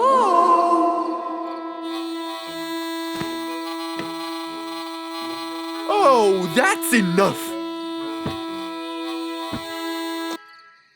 What? Where? What time is it? It's 2 in the morning. And you fell asleep on your driving wheel in front of my house. Oh, Mr. Fox. Hello. Hmm? Oh my, it's 2 a.m. Oh, you noticed? So how can I help you, Mr. Fox? Help me? Help me? You're the one in front of my house. What am I doing here? I don't know. You tell me. I was fast asleep when I woke up to that horrible sound of your noisy horn. Oops. Sorry. I must have fallen asleep while I was driving again. My bad. Never mind that. Could you please drive all the way to your own house without falling asleep or bumping your head against the horn? Oh, sure, Mr. Fox. Have a good night. Good night. But as Mr. Sleeperson tried to start the car, it wouldn't start. Huh? Oh, man! Oh, Mr. Fox. Wait. Help! Now what? The car won't start. Is that so? Can you check it for me, please? Of course! Mr. Fox walked back to the car and started to check it out.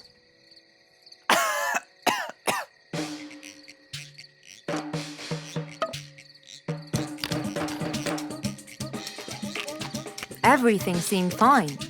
However, when he lowered the hood cover, he found Mr. Sleeperson sleeping in the back seat. He couldn't control his anger. He banged the hood cover. But Mr. Koala was still asleep. Mr. Fox decided to hop into the front seat and try to start the car himself.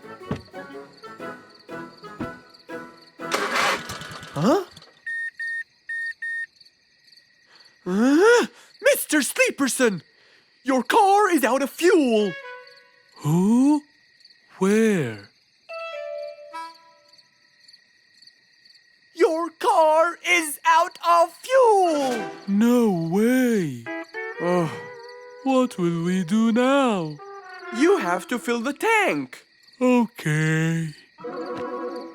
Mr. Sleeperson! What?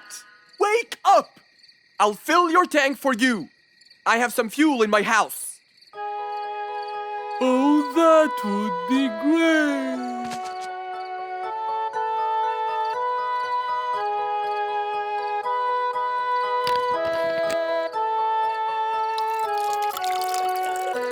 Mr. Sleeperson, it's all done. You can go home now. Oh, thank you. Thank you so much. You're welcome.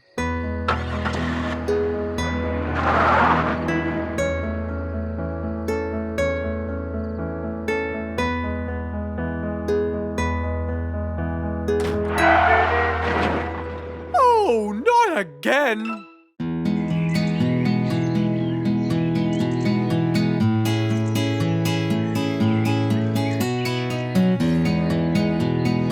Spike the Dragon always bragged about how good he was at photography. And all he wanted was just one little chance to prove to everyone how talented he was. It didn't take long before someone actually recommended him to be the official photographer of King Rorik the Lion's birthday party. All done and send. Wow, that's a nice picture. Now we know who'll be our photographer. And immediately, Mr. Tiger sent a message to Spike. Oh! Finally, someone recommended me. I won't let them down. I promise. And so, Spike started to train and practice some more. His pictures were beautiful, and he felt so happy. Everything went well until the morning of the party.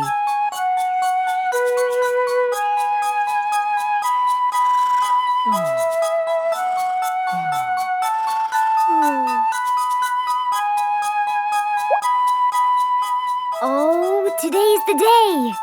Finally! Maybe I should train some more.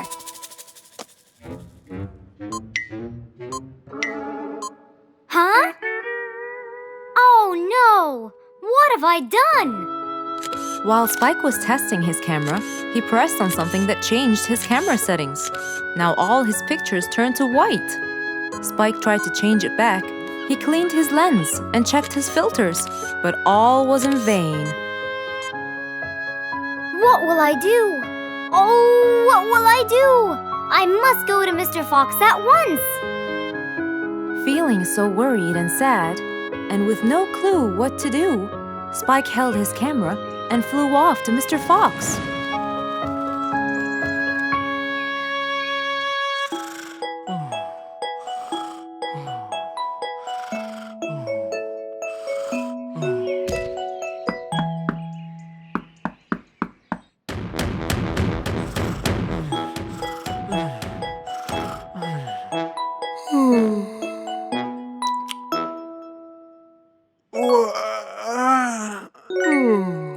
Who could it be this early?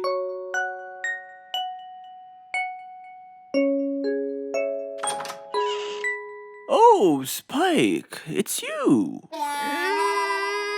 Help me, Mr. Fox. My camera. Help! All white, broken. Help! Calm down, calm down. Please, come in. Spike followed Mr. Fox inside. He sat down and started to speak slowly. You know today's the king's birthday party. Yes! And you've been hired as the official photographer. Congratulations, Spike! Oh, Mr. Fox, it would soon be condolences. What? Why? My camera, it's broken. Broken? Yes, I woke up early today and tried to check it. But I found that every picture I take becomes white. Have you checked the lens? Yes, and I re-cleaned them to be sure. But it's no use. And the filter? Everything. The lens and the filter. Can I take a look at it? Mr. Fox held the camera and started to check the settings. Where could I buy another one now? Do you have a professional or digital one? I don't think you'll need it, Spike. I'll go straight to prison, right? No, it wouldn't be fair to send the most talented photographer to prison. They'll all laugh at me. Are you sure about that?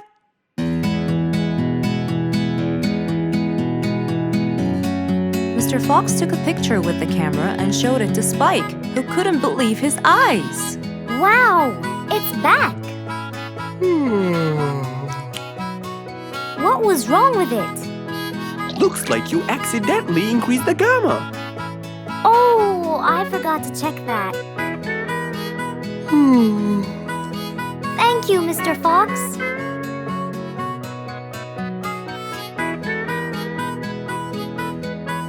I'll go now. See you at the party. That would be awesome. With that, Spike walked out of Mr. Fox's place. He went back home with a smile on his face.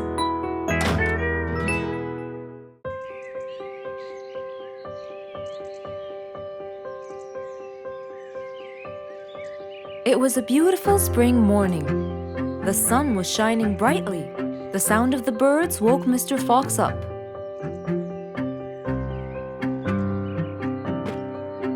He changed his shirt, put on his tie, and his vest. Then he drank his tea. It was delicious. After reading a shop manager ad, he got into his car and drove off.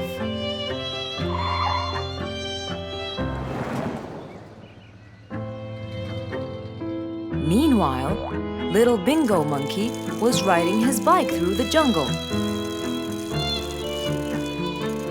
He was having loads of fun, but suddenly the bike slipped and little Bingo fell off. Are you okay, Bingo? Hang on, I'm coming. Yes, Mr. Fox, but my bike isn't. Oh, it looks like there's a problem with the tire. Don't worry, Bingo. I'm going to help you. Bingo, can you help me count how many nails I need? Of course. Here's 1, 2, 3, 4, 5, 6, 7, 8, 9. I think there are 9, Mr. Fox. Okay, Bingo. Let me count how many I have in my toolbox. 1, 2, 3, 4, 5, 6, 7, 8, 9. I'll get one more just in case he miscounted. So 9 plus 1. We need 10 nails. That's easy.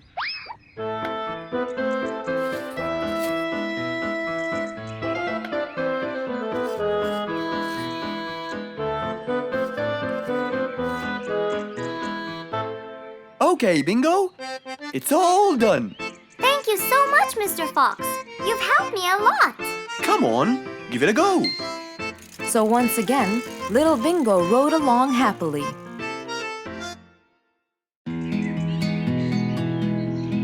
It was a beautiful morning. The sun was shining brightly over the jungle. And seeing how nice the weather was, Mr. Fox decided to go for a walk.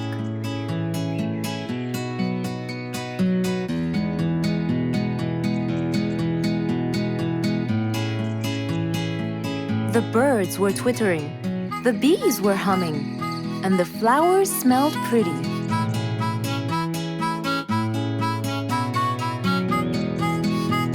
As Mr. Fox was passing by Bingo's house, he saw him doing something really strange.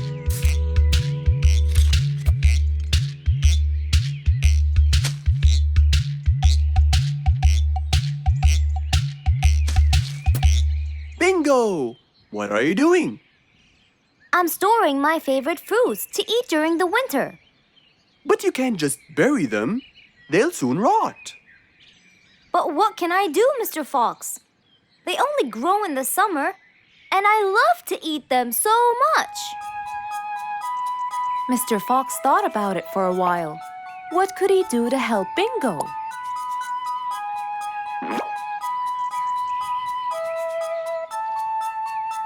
Don't worry, Bingo. I think I have an idea. Really? What is it? You'll have to wait and see. I'll just run to my workshop, and I'll be back before you know it. Okay. Mr. Fox went back to his workshop and gave it some thought.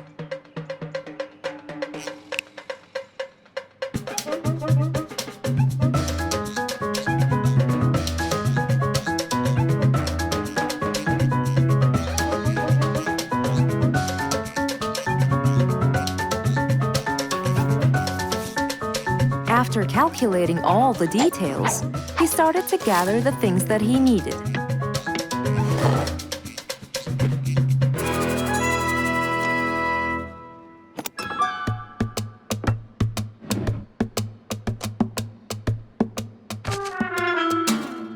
Then he took his toolbox and his car keys, and of course, the glass plates.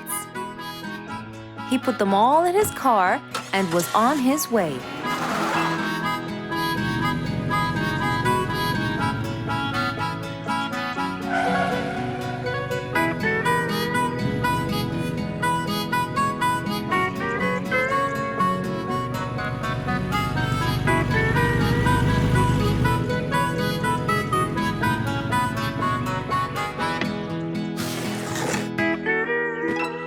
What's all this for?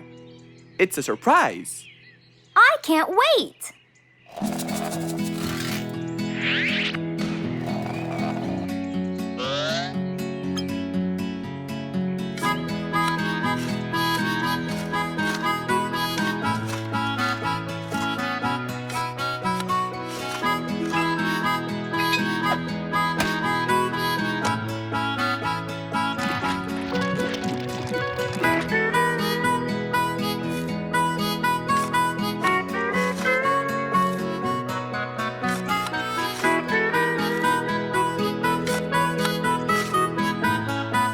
Mr. Fox was almost done, and Bingo was watching him, looking slightly puzzled.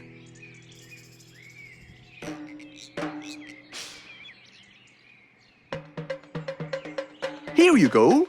You'll never miss pineapples again. So I can store them in here? No. You'll grow them in there. This is called a greenhouse. But it's not green, it's transparent. No. It's called green because we can grow green plants and fruits inside it whenever we want. Oh, so now I can have pineapples whenever I want? Yup. Anytime you want. Awesome! Thank you, Mr. Fox. Glad I could help. Here, this is for you, Mr. Fox. It's the best one I've got. Oh, that's very nice of you, Bingo. I love pineapples. Now you and I can eat them anytime we want. After helping out his friend, Mr. Fox went back to enjoy the rest of his day.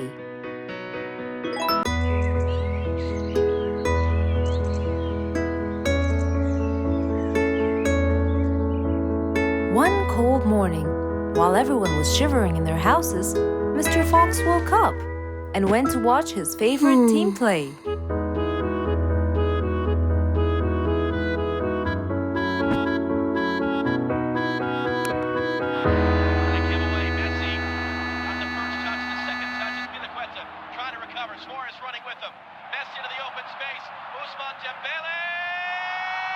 Ah! He's going to win! I wonder who could it be so early? Wait a second! I'll be right there! Good morning, Woody! How are you? It's been a long time since we last met. Oh, Mr. Fox, it has been a while. Tell me, have you finished building Nate's ship? Yes, Mr. Fox. I used teak and bamboo. Nate liked it a lot. He took it out on a trip. He and his friends had so much fun. Great! Mr. Fox, I noticed how beautiful your flowers look. You take really good care of them. Of course. And you know what? I'll tell you everything I know about flowers. Really? Thank you, Mr. Fox. Come in and have a seat while we talk. Okay. Woody followed Mr. Fox inside.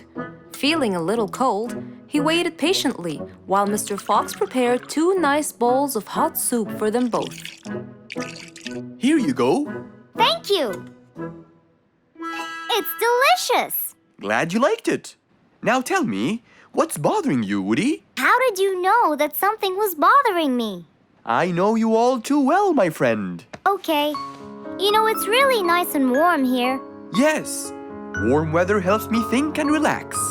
Well, Mr. Fox, I'm sure you know that I've been a carpenter for a long time now.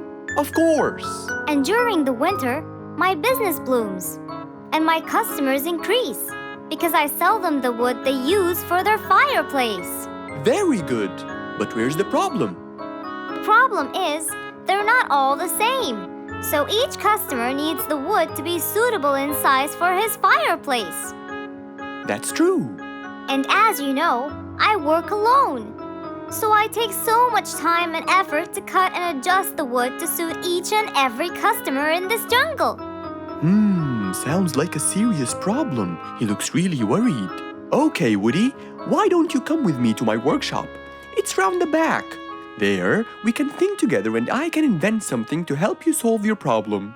I really hope so, Mr. Fox. Don't worry, we will. I know. And you taught me that there's a solution to every problem. And Mr. Fox solves every problem. Ha ha ha! That's right, Woody.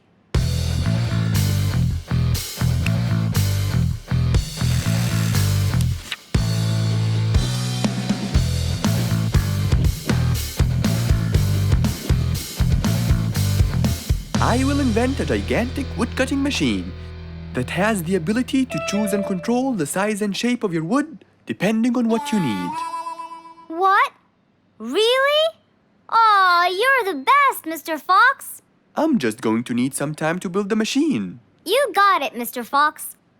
I'll go get a few things done and I'll come back. Okay, I'll see you then, Woody.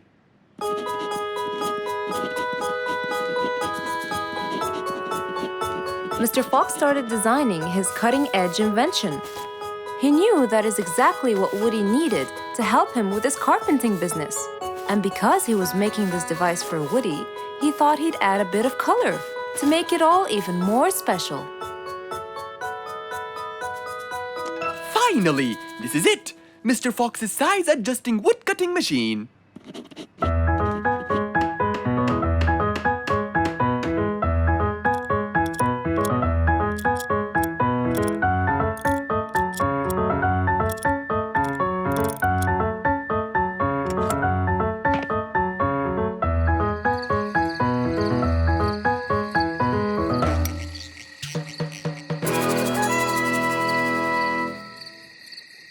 After finishing the device, Mr. Fox sat to listen to his favorite music, waiting for Woody, who came knocking on the door. Hello, Woody. You're right on time. Have you finished building the new machine for me, Mr. Fox? Of course I have. It's in my workshop. Let's go see it.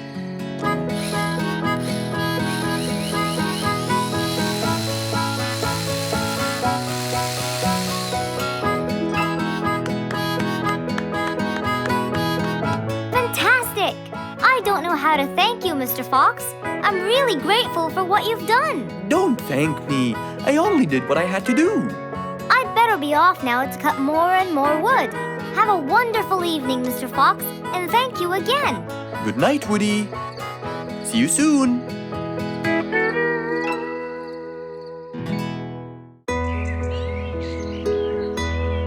Just imagine if you woke up one day and all your food was gone.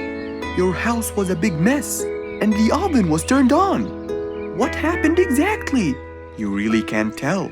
But that's what happened to our friend Giselle.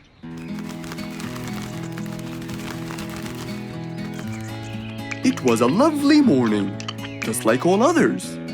But when Giselle arrived, she was burdened with troubles.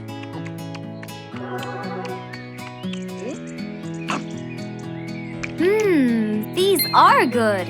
Yeah, my mom makes the best pancakes in the world. Look, it's Giselle. Hey, Giselle, come join us. Have some of these delicious pancakes. Thanks. I'm not hungry. What's wrong, Giselle? You guys, I think a thief broke into my house. What? Food has been going missing from my home, but I didn't think much of it. But the amount of food disappearing kept getting bigger and bigger. And yesterday, all of my food went missing. And there was a huge mess at my house. I even found the oven turned on. My house could have burned to the ground. Oh, I'm so sorry to hear that. Are you okay? This sounds really dangerous. What if this happens to my house next? Calm down. Whatever it is, I'm sure we can deal with it. Giselle, let's go to your house and check it out. And so, they left for Giselle's house. They had no idea what would be waiting for them. Oh dear, what a mess. Did you not hear them at all? I heard noises, but by the time I got up, they were gone. Did they take anything else other than food? No, nothing else is missing. So how do you explain all this mess? Maybe they were trying to find their way in the dark. I think Bingo's right. They didn't want to turn the lights on so no one would see them. Yes, but there are more important things. A thief had been here last night, and I don't think Giselle had time to worry about all the dishes. You're right. These are not mine. I didn't use these. That means that whoever was here didn't just steal the food. They ate it all here. That would explain why the oven was on. They cooked. Okay, calm down. We'll figure out a plan to catch them. But first, let's clean everything up. They started cleaning the house, trying to help their poor friend out, while being so worried about what's going to happen next. Any idea how we're going to catch them? I have an idea. We'll have a neighborhood watch. You know, we'll stay up around the house so we can catch them as soon as they come near. Sounds great. Giselle, why don't you go and get some sleep? We'll take care of it. Thanks, guys. They all sat in anticipation, ready to jump on the thief without any hesitation. But hours passed by with no one in sight. They started to become very, very tired. Does anybody else feel a little bit sleepy? Yeah, and cold, and a little hungry.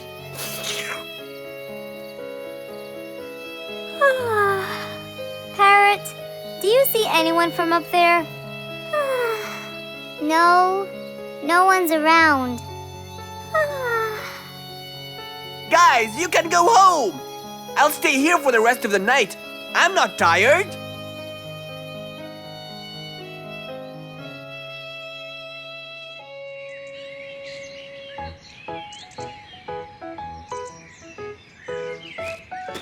Good morning! What happened after we left? Did you see them? I heard a noise from the bushes near the house, but no one was there. They must have seen me, got scared, and ran away. Wow, you must have looked so tough. How did you get them so scared? I'll teach you guys. First, you have to stand chin up, hands on your waist, and look so focused. Then, you walk back and forth in front of the house, so they wouldn't have a chance. Don't get distracted by anything, and most importantly, carry a weapon. A weapon? Yes, these are mine. A salt shaker and a ladle? It's a pepper shaker. You sprinkle it in their eyes and then hit them with a ladle. Ooh, scary. Okay, I think I got it. I'm going to be on neighborhood watch duty tonight. I'll go get ready. See you all later. And so, with a big responsibility to bear, Bingo guarded the house, steady and aware.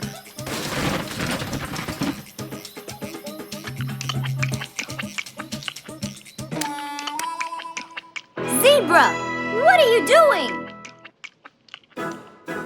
What? Where am I? Giselle's house. What is that noise? Did you catch it? Yes, it's Zebra. He's been sleepwalking and eating all your food. Oh no! Giselle, I'm so sorry. I wasn't stealing your food. This happened before. I sleepwalk a lot. Don't be mad. I can't believe it's been you all along. That is so funny. You're not going to tell everyone about it, are you? If she doesn't, I will.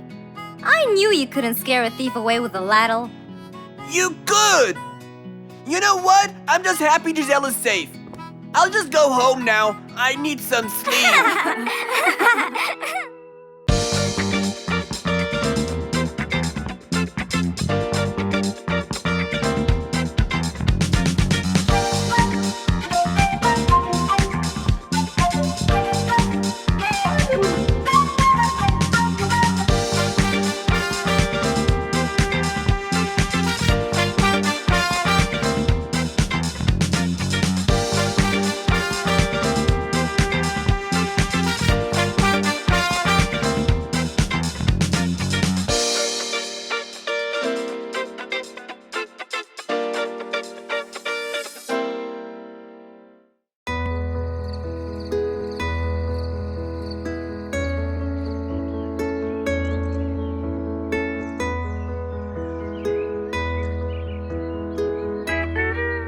It was a bright, early morning.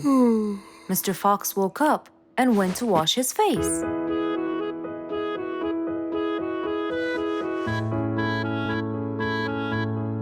Since he was feeling a little hungry, he went to prepare some breakfast. He prepared fruits, some cheese, a fried egg, and some veggies. He looked around for some bread, but couldn't find any. No problem. He'll go to the bakery and buy some. I guess I need to buy some bread from Mrs. Flute's bakery.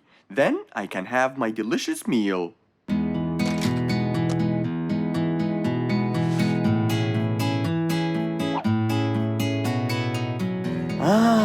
I'm very hungry.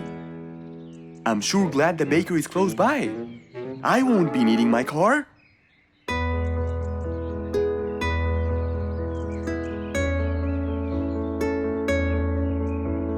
Mr. Fox decided to walk to the bakery. He really enjoyed the early morning breeze. And on his way... Good morning, Mr. Fox. Oh, Mr. Falcon! How are you? Are you getting enough sleep? Yes, I can sleep most anywhere now, and it's all thanks to you, Mr. Fox. Glad to hear that, my friend. See you around.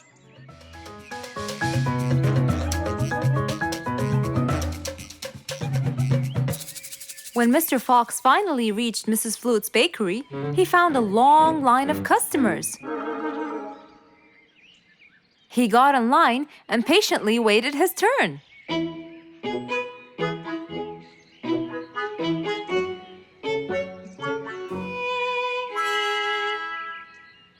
Wow! Looks like everyone wants bread. Slowly, the line was moving up, and Mr. Fox got closer and closer till he finally reached the counter, where a very tired Mrs. Flutes was waiting. He was her last customer. Hello, Hello, Mr. Fox. Here you go. Hello, Mrs. Flutes. You look really tired. Yes, Mr. Fox, it's becoming more and more exhausting. Why? The number of customers has increased lately after I upgraded both the bakery and the quality of the bread that I produce.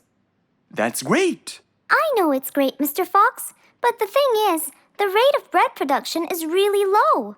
Well, compared to the number of customers, that is.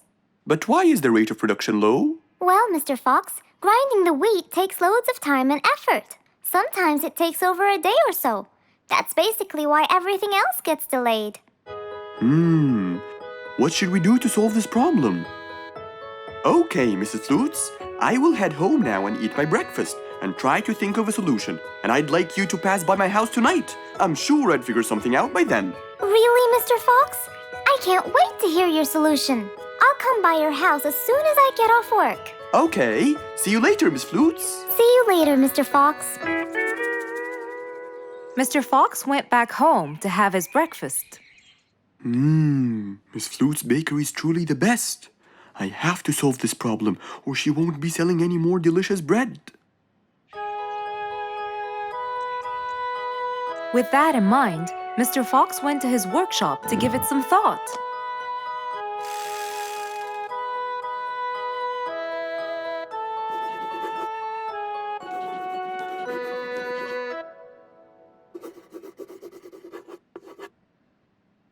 Finally, he had a great idea.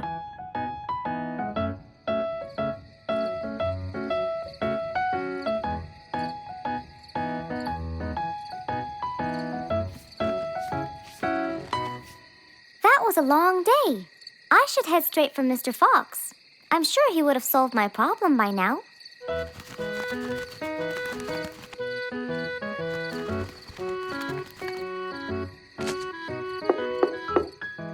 That must be Miss Flutes. Hello, Miss Flutes. Come inside.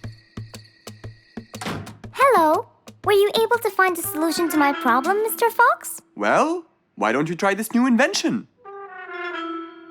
A new invention for me? That's right. I made it specially for you. That's wonderful. It's a grinding machine to help you grind wheat quickly. Brilliant. But how will it help me? This machine is used to increase the rate of grinding the wheat, which is used to make the bread. So you can use it to grind a whole kilogram in no more than 5 minutes. And with that, the amount of time needed will decrease, and you won't be too exhausted. I'm really grateful to you, Mr. Fox. I have no words to express my gratitude. Friends help each other, Miss Flutes. You're really kind and generous, Mr. Fox. I want you to start using this new device tomorrow, and I will call you to check in every once in a while. Okay, Mr. Fox, I will. I'll be going now. Thank you again. Goodbye, Miss Flutes, and have a good night. And so, Mr. Fox waved goodbye to Mrs. Flutes. Then, he sat on his comfortable sofa. He looked out his window and admired the jungle he lived in for so long. He happily thought to himself, I love helping my friends.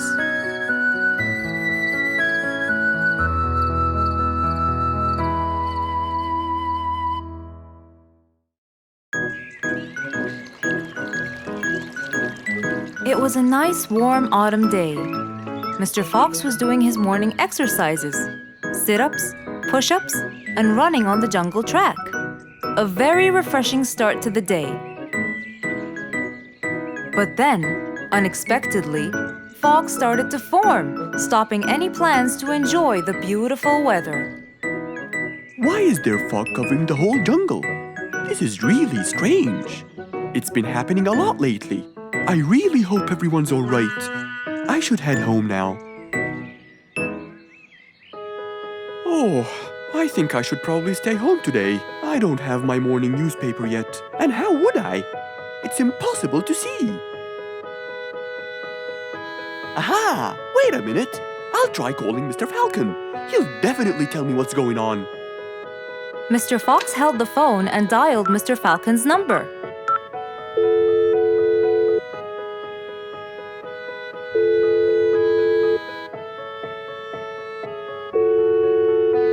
Oddly enough, there was no answer. I guess he's not home. Maybe I can reach him on his walkie-talkie. As Mr. Fox went to look for his walkie-talkie, he heard a loud knock on the door. Huh? I thought everyone stayed home in this weather. Who could it be? Puzzled, Mr. Fox went to open the door. He was taken by surprise. It was Jack the horse. He stood there holding a briefcase and looking smart. Jack was a very busy business horse. He was always rushing to keep a tight schedule. But today, something seemed off. He looked like something was bothering him. Oh, Jack, what a nice surprise! It's been a long time since we met. How have you been? Come in. Thank you, Mr. Fox. But I don't want to waste any more time. I'm on a very tight schedule. Of course. Can I bring you... I don't have time. I just needed to talk to you urgently, Mr. Fox. Have a seat, please. And as you know, time is money. Wait. Hold on. First, tell me how you managed to get here in this bad weather. There's no time. I'm so busy, and I need your help with something important. All right, tell me what's the matter. Well, it all started last week. After long and weary negotiations, I won a bid for a gold mine located in the eastern part. Long story short, a gold mine obviously contains gold.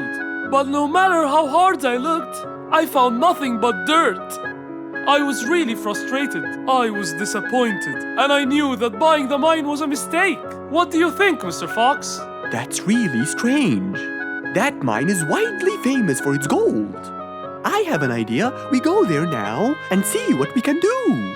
But wait here for a second. I need to bring something that will help us. Are you sure you don't want to drink anything? Yes, Thank you, Mr. Fox. But please hurry up. You know that time is money. And I can't waste any more time. I get it. Just give me 2 minutes. Too much, Mr. Fox. So, Mr. Fox went to his room to change his clothes, trying to be quick. Then, he went to his workshop. He looked everywhere for his metal detector.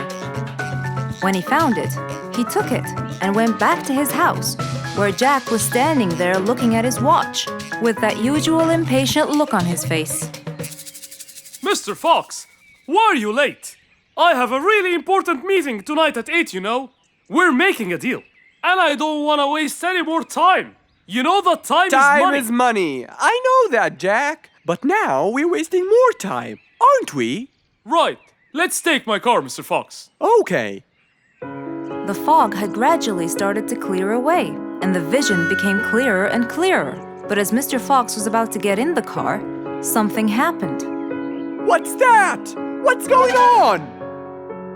What happened? That's what we'll find out in the next episode.